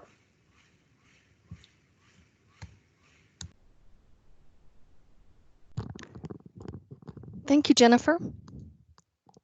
All right, can everyone see the screen, the slides? Yes, we can. Okay, great. Thank you. As Jennifer mentioned, I'm Jenny Larkins. I'm in the Office of Assessment and Accountability. I'm a consultant there in the Division of Assessment and Accountability Support under Jennifer Stafford and Rhonda Sims. And we'll start today, I guess, with a little background, since we have some new members, and then also since our experienced members probably don't see this topic on the SCAAC agenda very often. I think it's stayed pretty much the same for quite a few years now. So Kentucky assesses our incoming kindergarten students for what's called school readiness. And Kentucky defines that as the student enters school ready to engage in and benefit from early learning experiences that contribute to the student's success. Now, we use the Brigance Early Childhood Kindergarten Screen, which is provided through a contract we have with Curriculum Associates. It was piloted back in 2012, and it's been administered statewide every year since that time. Jennifer spoke to you a moment ago about districts using a variety of diagnostic and classroom assessments, and they do that, but we use the Brigance screen as our common screener. So every student in the state that is coming into kindergarten in public school takes that same screen within a few weeks before or after their first day of school. And as the year goes on, teachers are going to learn so much more about their students, but the screen provides just a quick, standardized type of way that teachers can use right off the bat, so that they can learn what their students' strengths are and their areas of growth, that it will help them just make some immediate instructional decisions. And the screen also can help schools identify where gaps are pretty early, so that they can go ahead and start trying to close those, or at the very least reduce those. And they're going to see some gaps when students come in, because children develop at different rates and not always in a straight line. So they come into school at just all different levels. A teacher might screen one student who already knows how to read, and then the next student might not even recognize a single letter in the alphabet. So they're going to see those kinds of gaps, and the screen will help them just right away figure out where those gaps are. And then the screen also can help identify students who might need to be referred for further evaluation. Perhaps during the screen, a teacher might notice that a child is having trouble seeing or hearing, or notice some other kind of area where they might need some further evaluation. The screen itself includes two components. There's a core assessment that evaluates different developmental areas, and then there's also a self-help social emotional questionnaire. The core assessment is a one-on-one session between the student and the teacher, where the teacher is asking the student to perform different tasks, and while the student's doing that, the teacher is assessing that performance, and then that teacher will mark the performance on a data sheet, then enter that data into an online system, and all of those items are scored to produce a composite score for the student. You see those first three bullets there. For those domains, for the academic cognitive, a teacher might ask a student to sort some objects by color or by shape or size or something like that. For the language domain, a teacher might ask a student what they know about uppercase letters, have them identify some of those. One of the items that assesses physical development excuse me, could be that a teacher asks the student to stand on one foot for 10 seconds. So those three make up what's called the core assessment. Then we also have the other component, which is the self-help social emotional questionnaire that parents are asked to fill out. And it covers things like the students' eating habits, or their ability to dress themselves, and whether they can get along with other children, and those kinds of things. So both of those components, the core assessment and the self-help questionnaire, combine to give the teachers a pretty good picture of what the child knows and is able to do at the time of school entry.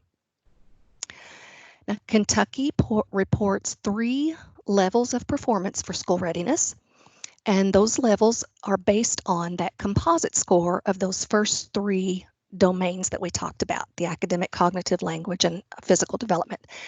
The self-help and social emotional scales are reported, and you'll see that when the data come out, but they're not actually included as part of the composite score.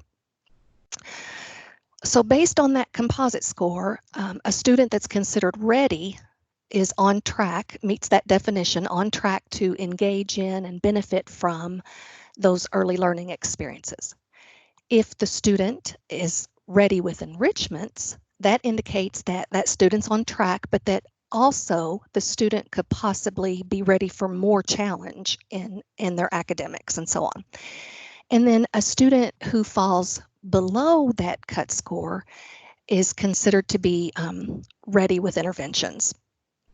And that student's probably going to need some extra support, possibly interventions. So that's valuable information for teachers.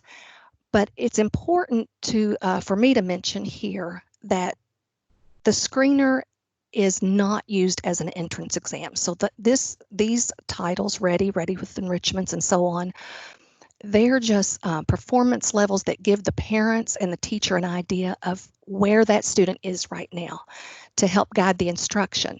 Again, it's not an entrance exam. A student doesn't have to get a certain benchmark to be able to start kindergarten. So even if you have a student who scores ready with interventions, as long as the child meets the legal age requirement, they can still start school. When you look at the kindergarten readiness data that's published publicly, you're only going to see 2 of those categories, ready or ready with interventions. And that's because those first 2, ready and ready with enrichments, are combined into just simply ready for the public reporting. The teachers are going to get the full detailed information. They're going to know exactly which students are ready or ready with enrichments, but when the public reporting comes out, you're only going to see those 2 categories. Last year, we reported that 51% of our incoming kindergarten students were considered ready, and that includes the ready with enrichments category. And so the 49% were ready with interventions. And those numbers were consistent with what we've seen every year since the program's been in place. It's been really steady with the numbers there, the percentages. As part of the regulation requirements, KDE also asks school staff to collect prior setting information, and that information is collected through another form that we ask parents to complete.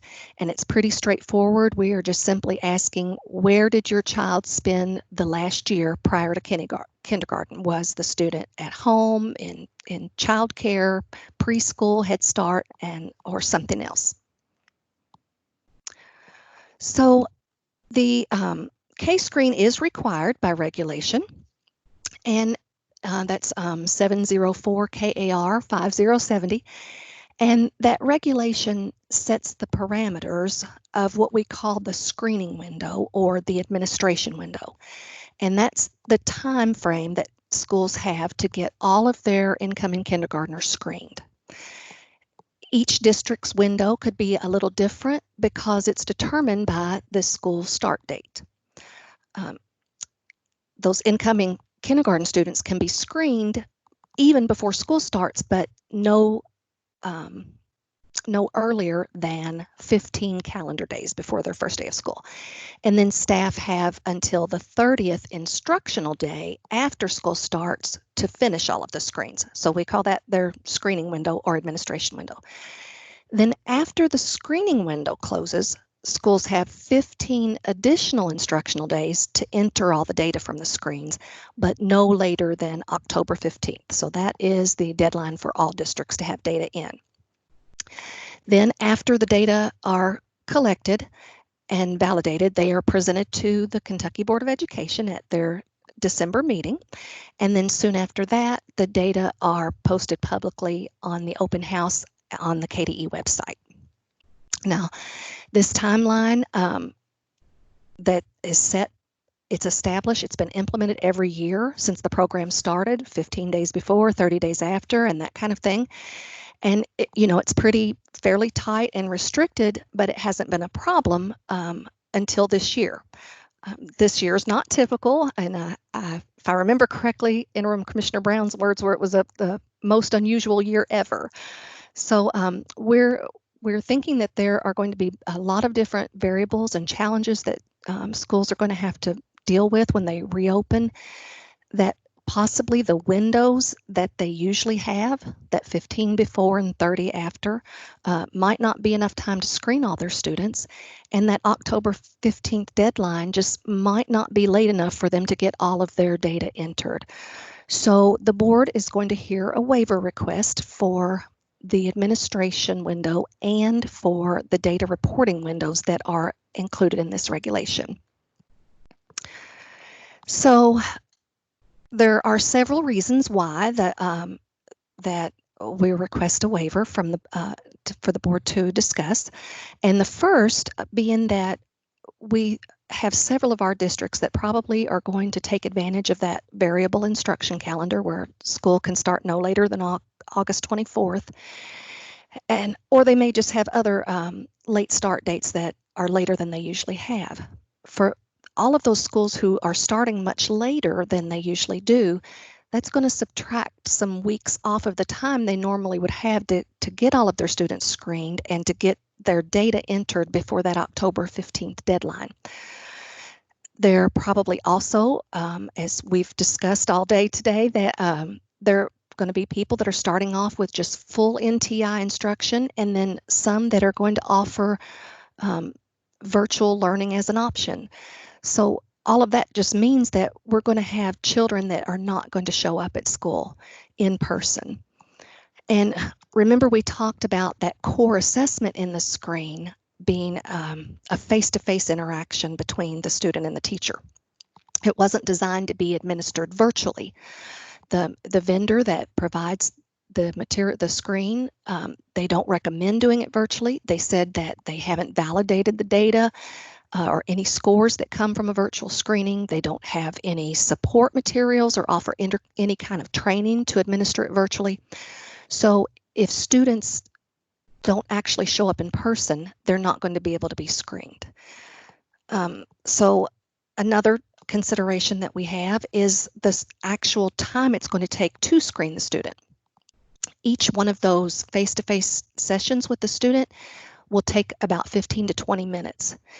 And already with kindergartners needing so much support at the beginning of the school year, it can already be a challenge to find 15 or 20 minutes to screen each individual student.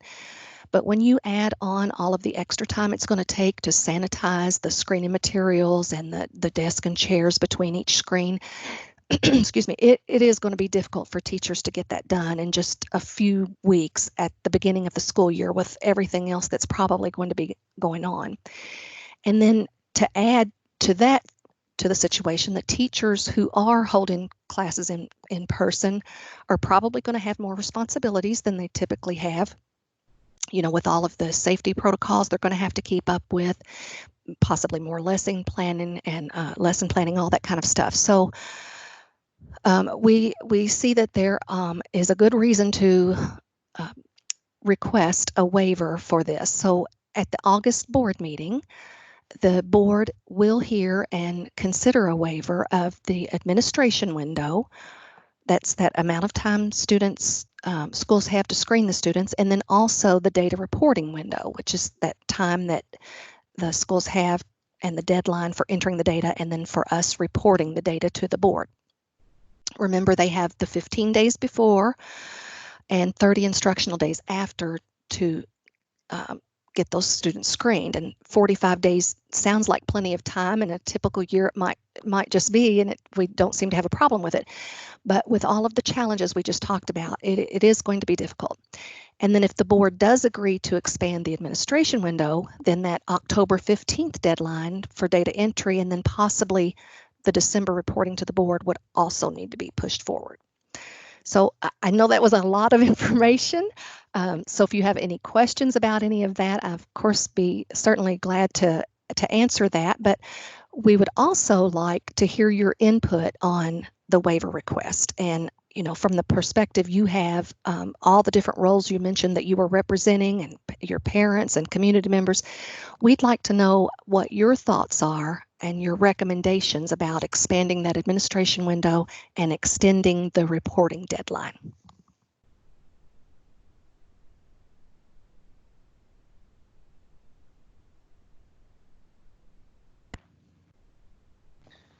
Jennifer, did you propose a specific date for the extension of the administration window? We have not proposed a specific date. It's my understanding that we would expect the board to have a discussion and provide guidance, but we'd love to hear your recommendations also. And Jennifer and Rhonda may have something to add about that. I can add to that. Let me add to that, Scott. With the uncertainty of return of students to in-person classes, with school districts taking a variety of approaches, we are again uncertain of a time frame for in-person administration. As Jenny mentioned, we did press our vendor, Curriculum Associates, to offer a virtual option for the administration. And as she described very eloquently, that they could not support a remote administration. One of which reasons was because of the manipulatives that are used during the screen.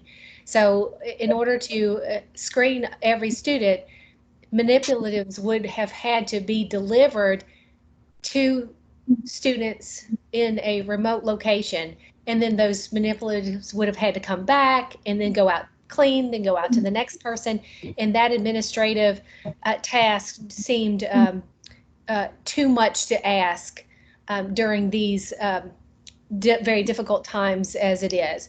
So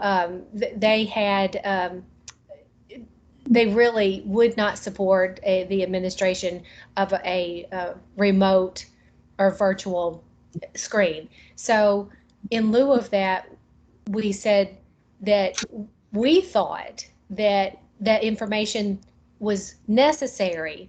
So we did not go down the path of just saying completely waive the screen. As we mentioned in the topic before with the consideration of academic needs for students when they return to schools, we think that it's going to be very important to evaluate where the students are in order to meet their academic needs and get information to close any gaps or provide information about any possible gaps in learning, even those students that are newly arriving into the school building. So we feel like that we took the approach not to completely waive the kindergarten screen, but to expand the window and leave it open and be flexible for all schools and districts to be able to eventually screen their students when we return to in-person sessions. Yeah, I think that's definitely the right call, not waiving it. And I don't think that there's any, I mean, I think Paula's microphone is on, just a heads up. Question. That was great. That was the question I had also. About the administrative window, what was your question? It was how far were they wanting to expand that? Yeah. I know that, if they are talking about bringing children back, there would be 2 days. They would only be there for 2 days and be smaller class size, but that's still, when you're processing and trying to get that much information, it makes it difficult. So my question was also, how much longer were they going to hold that window open? Yeah, and I think that that's the right call, not doing a virtual assessment. I'm a secondary educator. I can't really speak to primary, but I can imagine there would be a valid way of doing virtual manipulatives. It's kind of an oxymoron. Casey, you're a little bit closer to this age category. I don't know if you have any insight. Yeah, I had a couple questions. My first question was, what is, maybe just so I can understand it better, what is the purpose of having the 15 days prior to school and no later than 30 days originally, before any of this kind of came up? Why did we create a 45-day window, I guess? This is Jenny. The time frame kind of narrows down what the student is able to do at the time of school entry. So a student who's been to school for 6 months is going to perform quite a bit differently on that than a student who is just entering kindergarten. Yeah. And the chronological age is also part of the scoring, but it's more than that. They will have had several months of instruction if we didn't narrow that window down.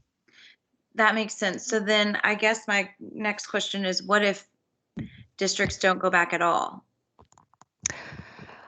I mean, because there is that potential for some people. I mean, I hope that's not the case, but it could be, and then they're never going to have that data. Is there something in that waiver, I guess, that says that is okay if you don't ever go back to in-person?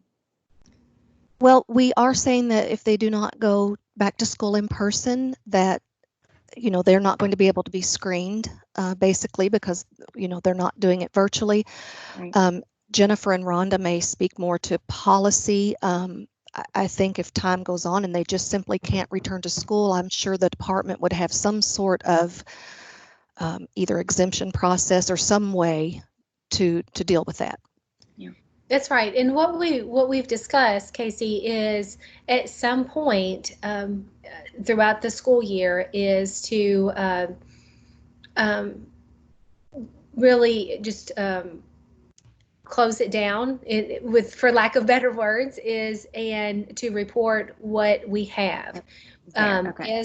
As we've mentioned a couple of other times, I think both Scott and Kelly mentioned that putting notifications on the school report card that reflect our current situation. Those were the directions that we were thinking about to publicly report.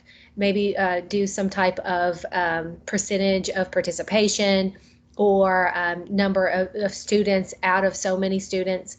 Do something reporting wise that lets people know where the students performed and how they performed, but it may not be the whole population of the school. Yeah, that makes complete sense. And I was just to clarify when I asked about the 45-day window, I think the 30 days makes sense. I think it's harder as a K1 educator to understand 15 days because I think there could be parents that make a different decision about whether or not they want to send their kids to school if it's sooner than 15 days or like earlier than that, just because at 15 days you're sending your kid in 15 days you're going to send them whether they're ready with support or ready, you know what I mean? So that was why I asked that question. I was just curious about that to begin with. But yeah, no, I think that makes sense to report what is available once we go through.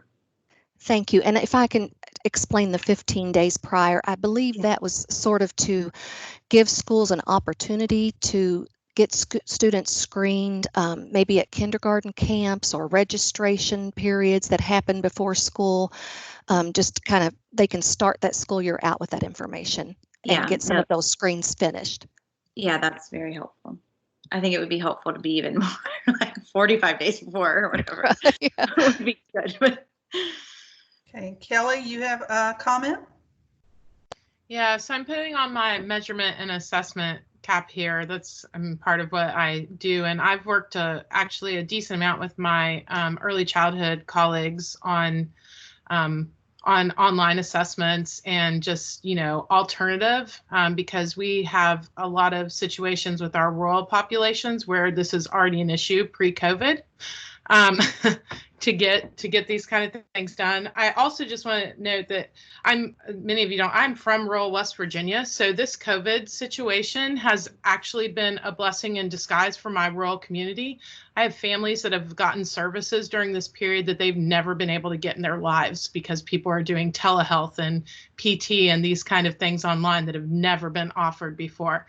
So I am one of those people that like to challenge whenever we say we can't do things online or that we shouldn't. I would also argue that any information that is formative could be helpful for a teacher that is going to help these students either in the classroom or online, right? So let's say that this kindergarten student opts to stay at home, the family makes that choice. That teacher has never potentially, usually you get at least a, hey, I'm your teacher, right? We're not even in that situation right now.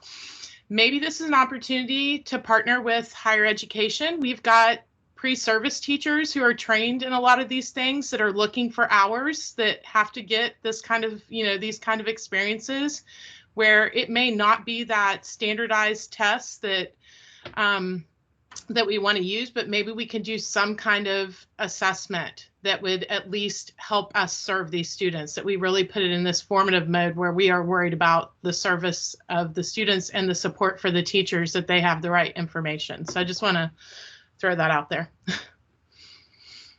Thank you for that comment, Dr. Braley.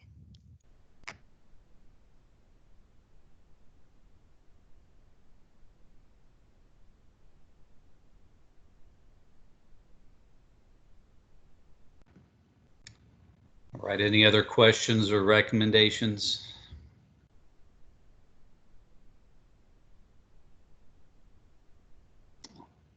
All right, well, thank you very much, Jenny.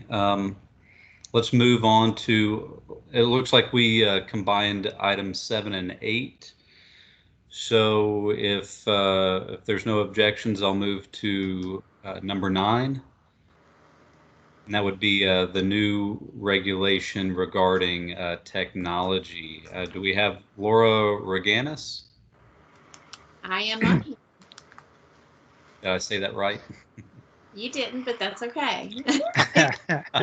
Hey, this is Marty Park, and we are super excited to be with you today. And I'm going to do some quick introductions at the Department of Education. I'm our Chief Digital Officer in our Office of Education Technology. I'll do a broad overview of, if it's okay, the next 2 items, and then Laura Raganos, there you go, that's the correct pronunciation. Thank you.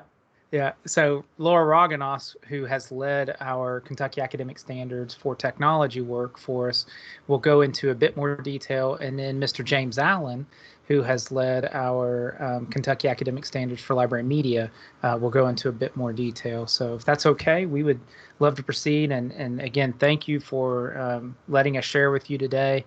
I'll say that I'm a big fan of several folks on the call today. Teresa Nicholas, I think this is our second meeting that we've been in today, so great to see you. And then also Justin, I am just going to give a shout out to your custom art in your background. Love that.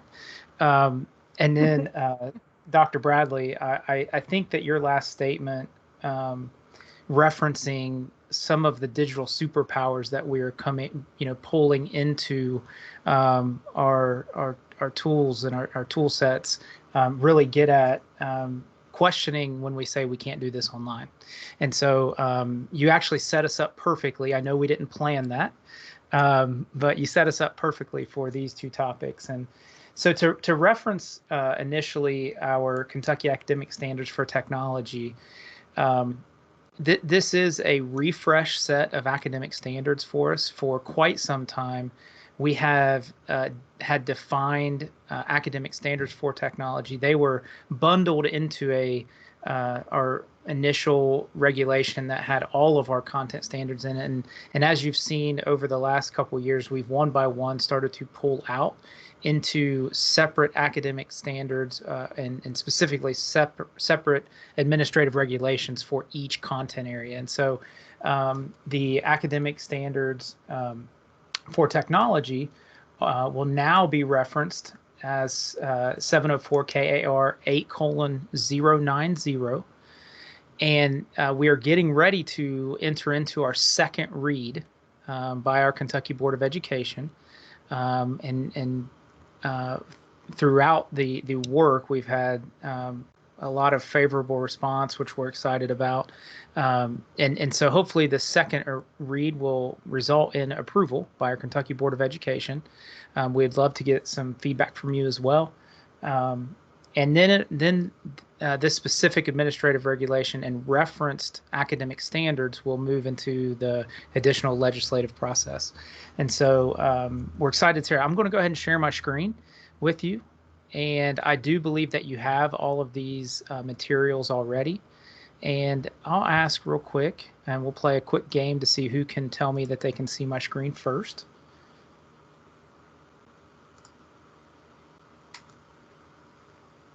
See it. Well, you're the winner. Thank you so much. So as mentioned with our Kentucky Academic Standards for Technology, this is 704 KAR 8:090.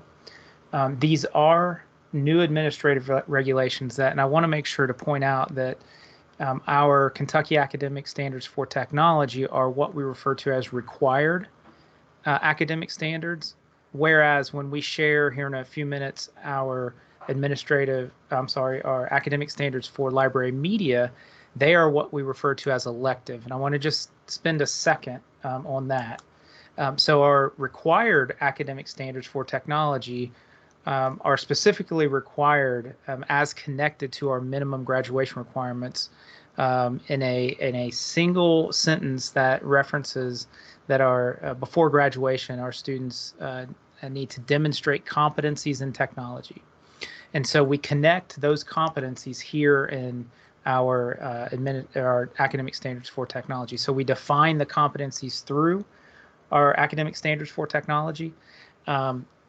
We also, in our standards document, also in the appendix, update and modernize what that demonstration can look like. We do not specifically identify or define the demonstration, but we give examples and models of what that demonstration can look like. And I always love to just pause and make sure to state that we do not believe that a single assessment or test for technology is something that broadly makes sense. We know that there are some tests out there that we actually have some districts using at maybe an 8th grade level or beyond. But we believe in demonstration through multiple means, multiple measures, and specifically through student work. and you'll see that in the appendix of the actual standards document. Laura, why don't you take us through the timeline for our academic standards for technology, and then James will jump into the academic standards for library media. Absolutely. So on that particular slide, we had our first meeting on May the 2nd, where our writing team came together. We had 21 folks across the state on the writing team, and then 10 on the oversight team. And then we had the writing completed by October. And so I think that's on slide 5. On October the 21st, it went out for public comment. And then in December, the teams collaborated on the feedback that we got from our public comment. And in January, they were finalized.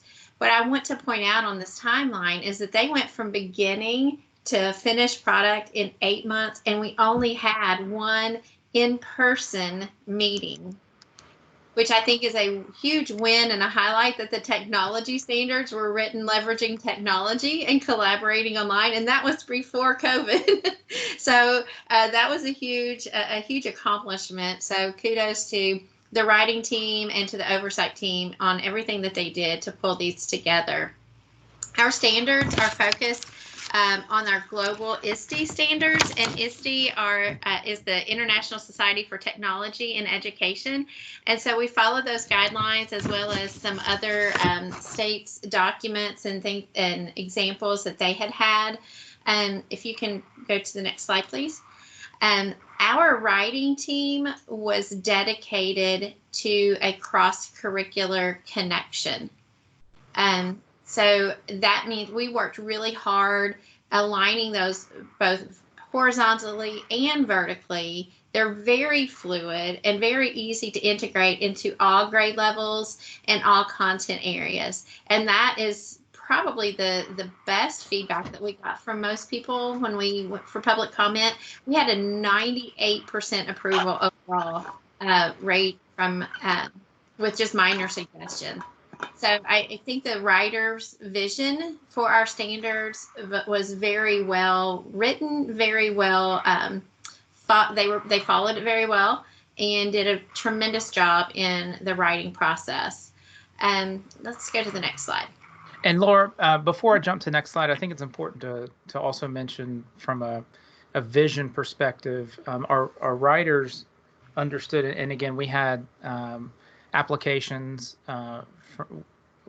for the standards development team from all backgrounds and all content areas, and it's important to, I think, just at least mention that the vision was also wrapped around making sure that our technology standards progressed and modernized from teaching about technologies and teaching how to use technologies all the way through this big idea of transforming learning through technologies. And so that's something to keep in mind, and that's something that's important in the final product of the standards. Laura, I'm going to go to the next slide.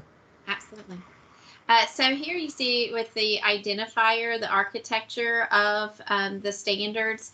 I want to highlight that third column, the number 1, after you see the grade band and then the concept.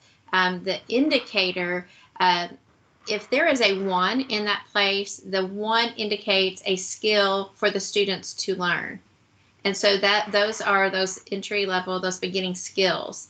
If you see a 2 in that location, those indicate the application of the skill that would have been learned with the number 1. So again, as Marty was saying earlier, it's really walking through that full process of learning the skill and then the application of the skill. And Laura won't brag on herself, but she pushed really hard.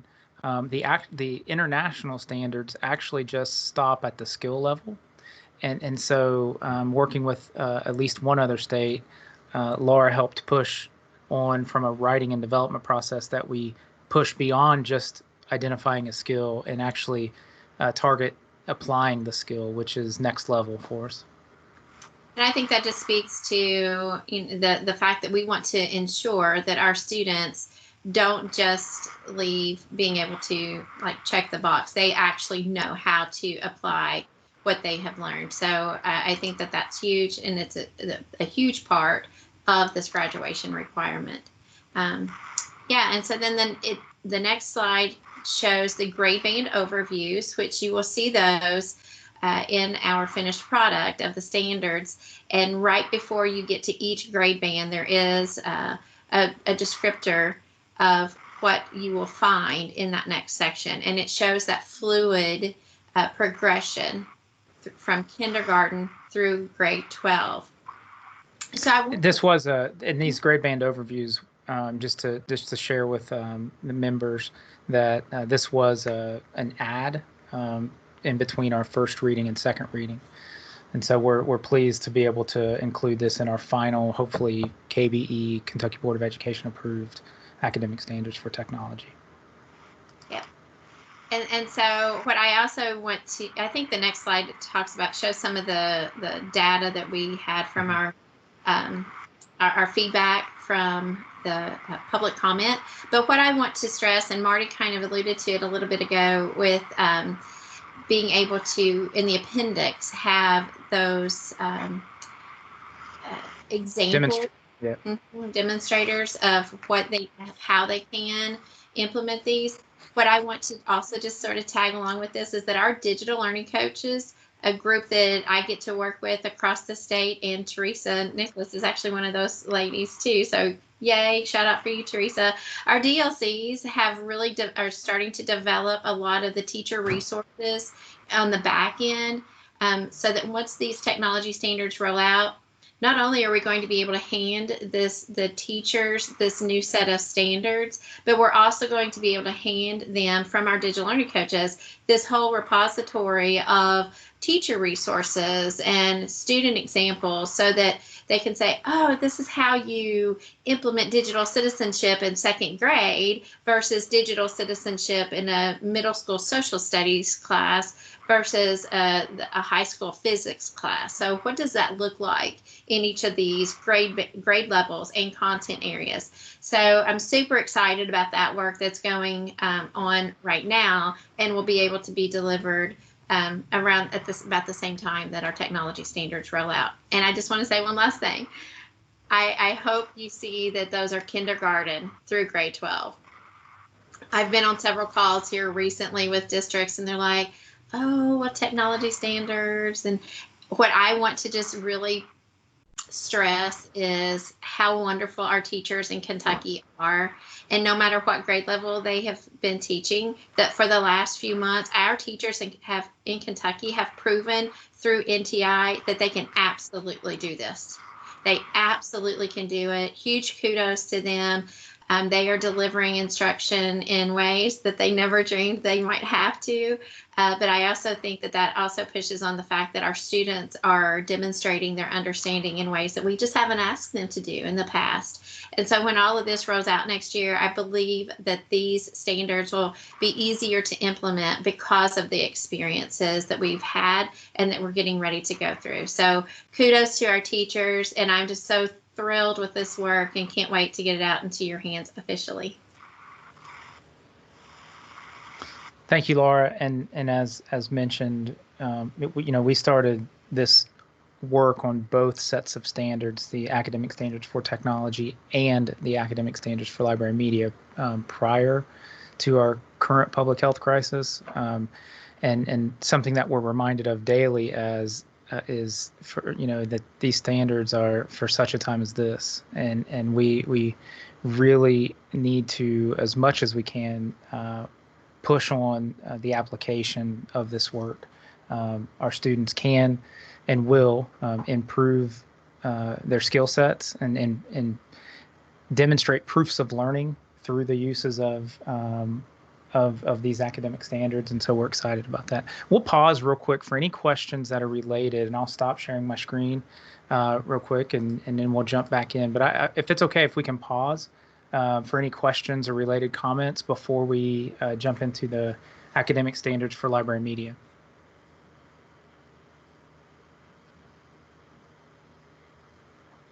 And Joy, if you're seeing any questions coming in as well, that be I great. just want to say I'm really glad that it's K to 2 because we are Yes. often left off. K is often left off, sometimes even 1, but that's really positive. Thank you so much for saying that and expressing that. I'm a former first grade teacher myself, and Laura has also taught elementary. K through 5. Yeah. So and James as well. James, Mr. Allen, who's joining us as well. So we wouldn't have had it any other way. We haven't had anything come in through chat yet, but I would assume since you all are doing the next part with James as well, if any of you continue to have any questions, again, enter them into chat or raise your hand and we'll call on you. Thank you all. Awesome. Thank you so much. And so transitioning into our academic standards for library media, it's important. A couple things are important before I shift over to Mr. Allen. So we are a state that heavily believes in library leadership and library media work, and we have for quite some time.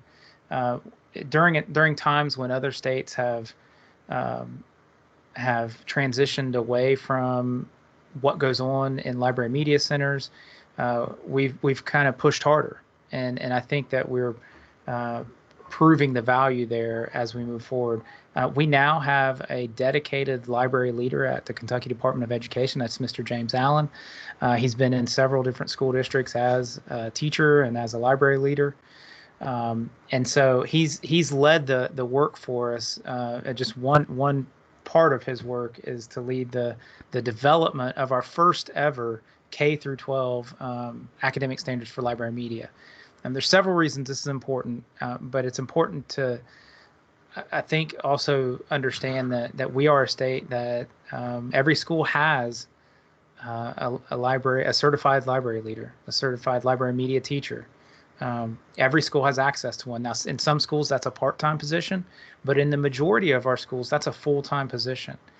Also, we are a state that heavily believes that when we build schools and we build buildings, that the library media center is actually the largest classroom in the school.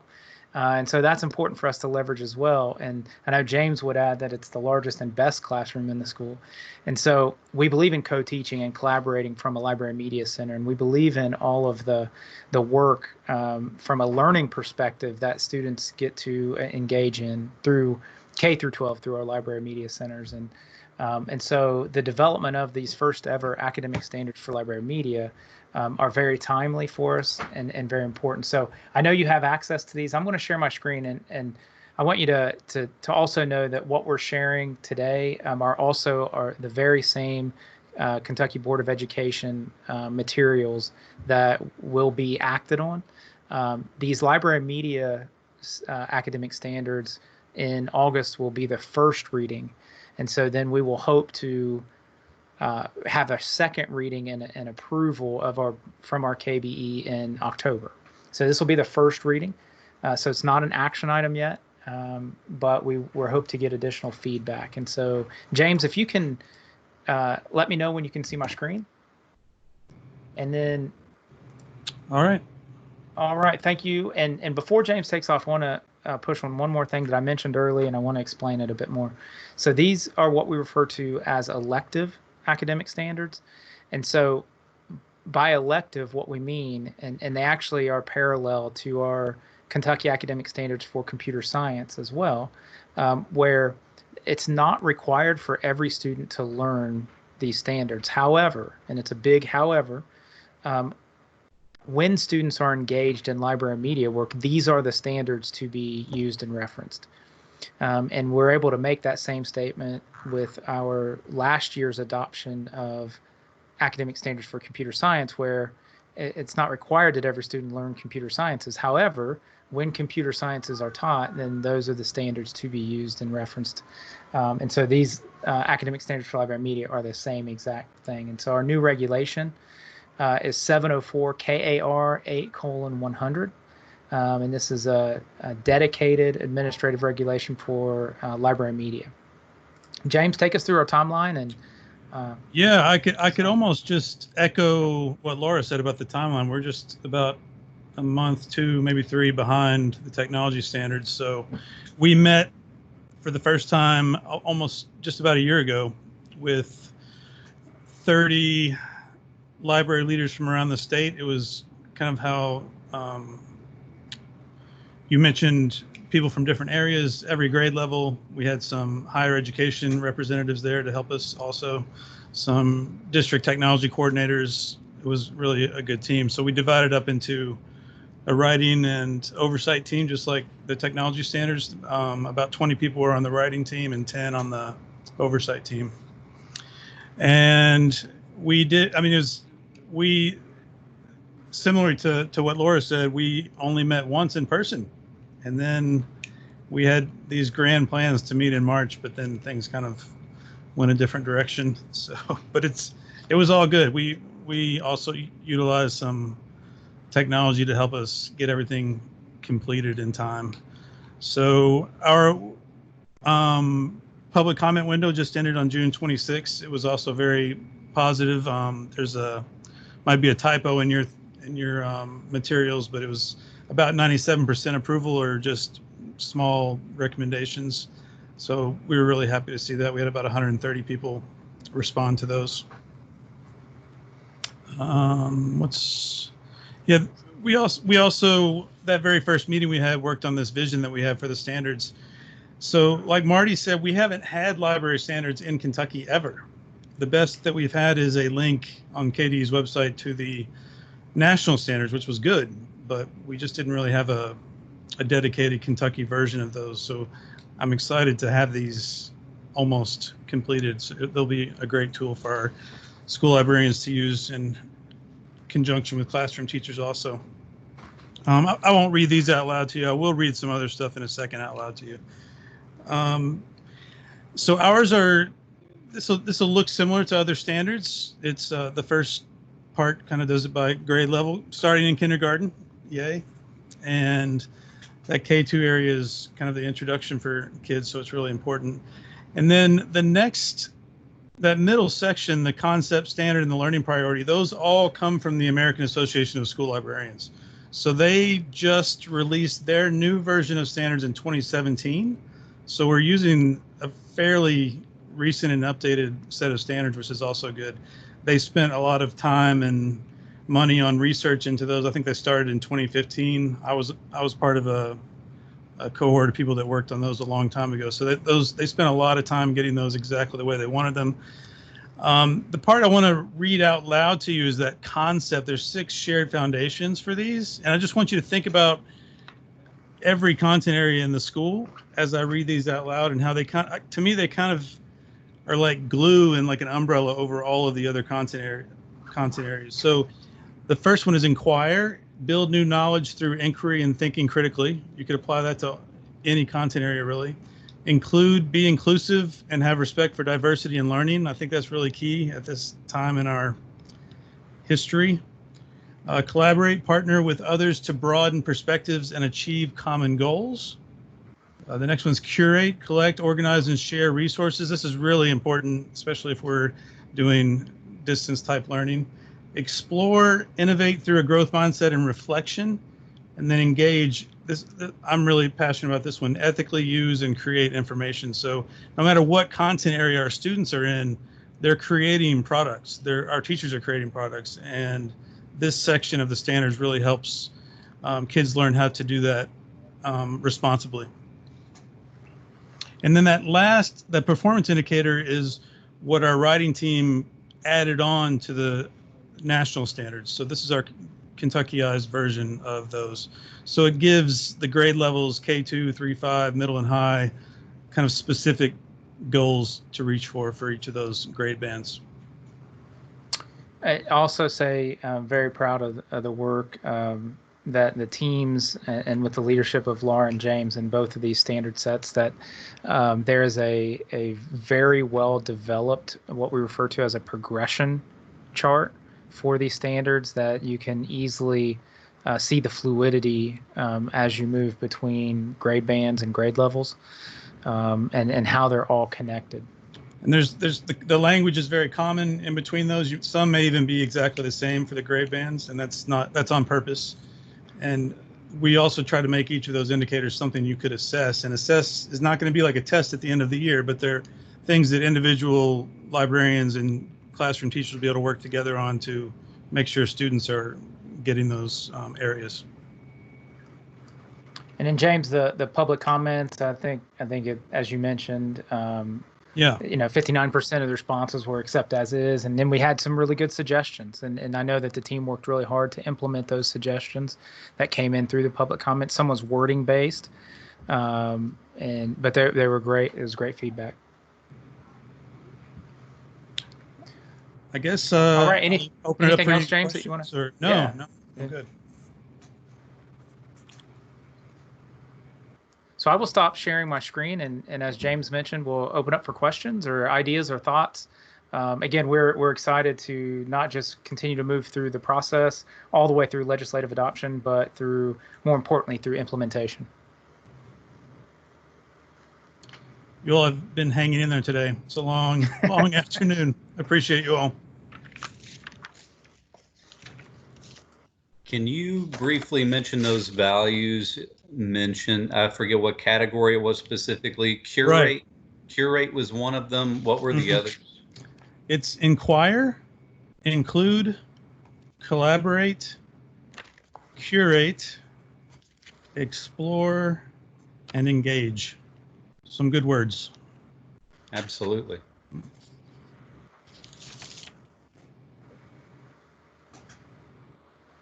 Any questions or suggestions? Yeah, Paula asked in chat, and I was curious about this as well. You had mentioned that 3% had some helpful suggestions. Do you have any examples of what those were?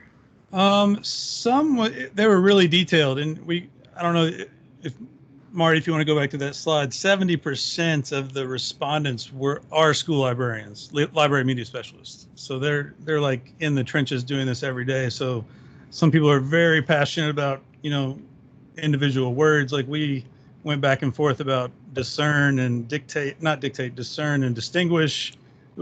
There were minor changes, but good changes that kind of clarified a few things. There was one part of I don't have the exact section.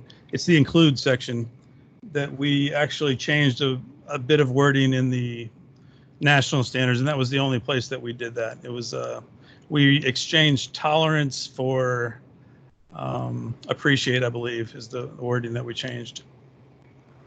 Does that help a little bit with that question? I'll share that the comment that came in with that specific suggestion was backed and very well worded with great detail and great rationale. And the team itself, upon reading that comment, fully agreed and felt like that the national standards kind of missed that one. And so we look at our Kentuckyized version that has a base from a national level and on the technology side, an international level, and we feel like we've leveled them up and powered them up a bit. And the good part about these standards is that they've been in use by Kentucky educators, Kentucky librarians for a while now. They just were not officially adopted by the state, but I would say most school librarians were using these standards to base their instruction on. And what does that include category entail? It's about being inclusive and just having respect for diversity and gotcha perspectives, and it's important, especially. And I will note this because it came up it wasn't mentioned as a suggestion in the comments that much, but the lack of the word reading. You would think library standards, this is all going to be about books and reading, and I think. I don't want to speak for the people who wrote the national standards, but our promotion of reading and literature is kind of a given for a librarian. That's something that we are all passionate about and all do. But we are also teachers, so you can't really just say, hey kids, I want you to love reading. That's not going to really work as a measurable standard. So these things are what kind of tie librarianship and school library concepts to all of the other content that students are learning in the school. So it's not that we're teaching these standalone or on their own like worksheets or lessons. They're kind of bigger picture type topics.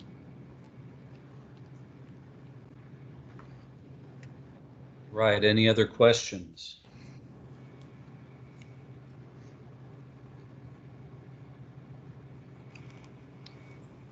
Right. Well, thank you very much. We appreciate the update on the technology and library standards.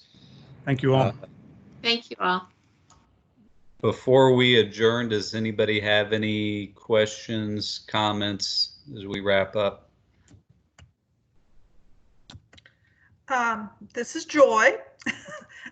You knew I'd have something to say before we do adjourn. I would like to thank you all for your participation in today's meeting.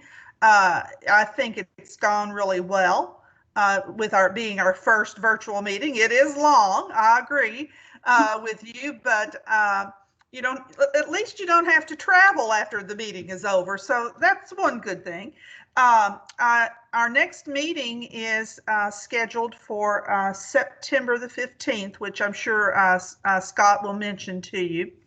I want to call your attention to the membership list that I sent you in the Google folder. We do have 3 vacancies on the council right now. And so we're looking to the boards and commissions office at the governor's office to get those names replaced. However, we also have 4 names of people whose terms have expired, that expired on June the 30th. Those 4 names, the boards and commissions, they know that, but we always operate under the assumption until we hear new names appointed that you all will continue to be on the board. And so we want to, you know, if you receive an invitation from us for the September meeting, you'll know that we have not heard anything from the governor's cabinet. And so again, I just wanted to let you know that, because I always get that question. Well, my term expired, but we operate until with the existing members until such time as we get new appointees. So I'm going to turn it back to Scott now to get a motion for an adjournment. Joy, before you do that, do you care if I just add my thanks to everyone, all of the members? We really appreciate your time and attention today. You've had a lot of good input. Appreciate the good questions, because the questions make us think about things. So I appreciate everyone's time and attention. I also want to thank our presenters today. We had a number of presenters from KDE. I don't know if they're still on, but John Landon was here, David Cook was here, Mickey Ray, Whitney Crow. We had Laura, we had Marty, we had Jim Allen, who has the same name of one of my professors, so I can't think of James unless I think of him also. But I just wanted to say thanks for all of the presenters today and being part of SCAAC and supporting the Office of Assessment and Accountability as we manage this. And Joy, I want to say a special thanks to you for facilitating. You are wonderful as always. I've said it before, this is one of your superpowers. So you do a great job in that. And also we got to spend some time with our interim commissioner, Kevin Brown. So a lot of thanks going around today. And it's possible we might have our new commissioner at our September meeting. Don't know exactly if it'll, you know, he's scheduled to start sometime mid-September, but I don't know, you know, if he'll be able to come to SCAAC, but he'll be more than welcome. This is Rhonda, and concur with everything Jennifer said. We can try getting it on his calendar real quick. I think he is scheduled to be here September 14th. So Maybe a second day. Sure, he could come. We'll see if we can't sneak it on his calendar before he realizes what it is. Sounds Thanks, good. everybody. Well, I appreciate everybody here. I appreciate everybody that was able to keep their cameras on. Again, that is an important part of transparency and open meetings. So thank you to you all that were able to comply with that. Yeah, as Joy mentioned, and as Rhonda mentioned, our next meeting is September 15th. Hopefully it'll be in person, although who really knows at this point. If there's no further questions, I'll entertain a motion to adjourn. Casey Gastinews, I make a motion to adjourn.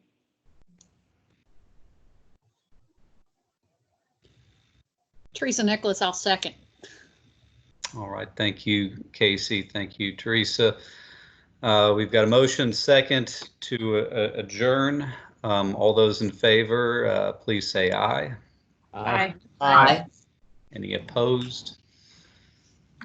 All right, there you have it. SCAAC's first virtual meeting. Thanks again to everybody. Thank you all. Talk to you soon. Have a great night. Thanks, everyone.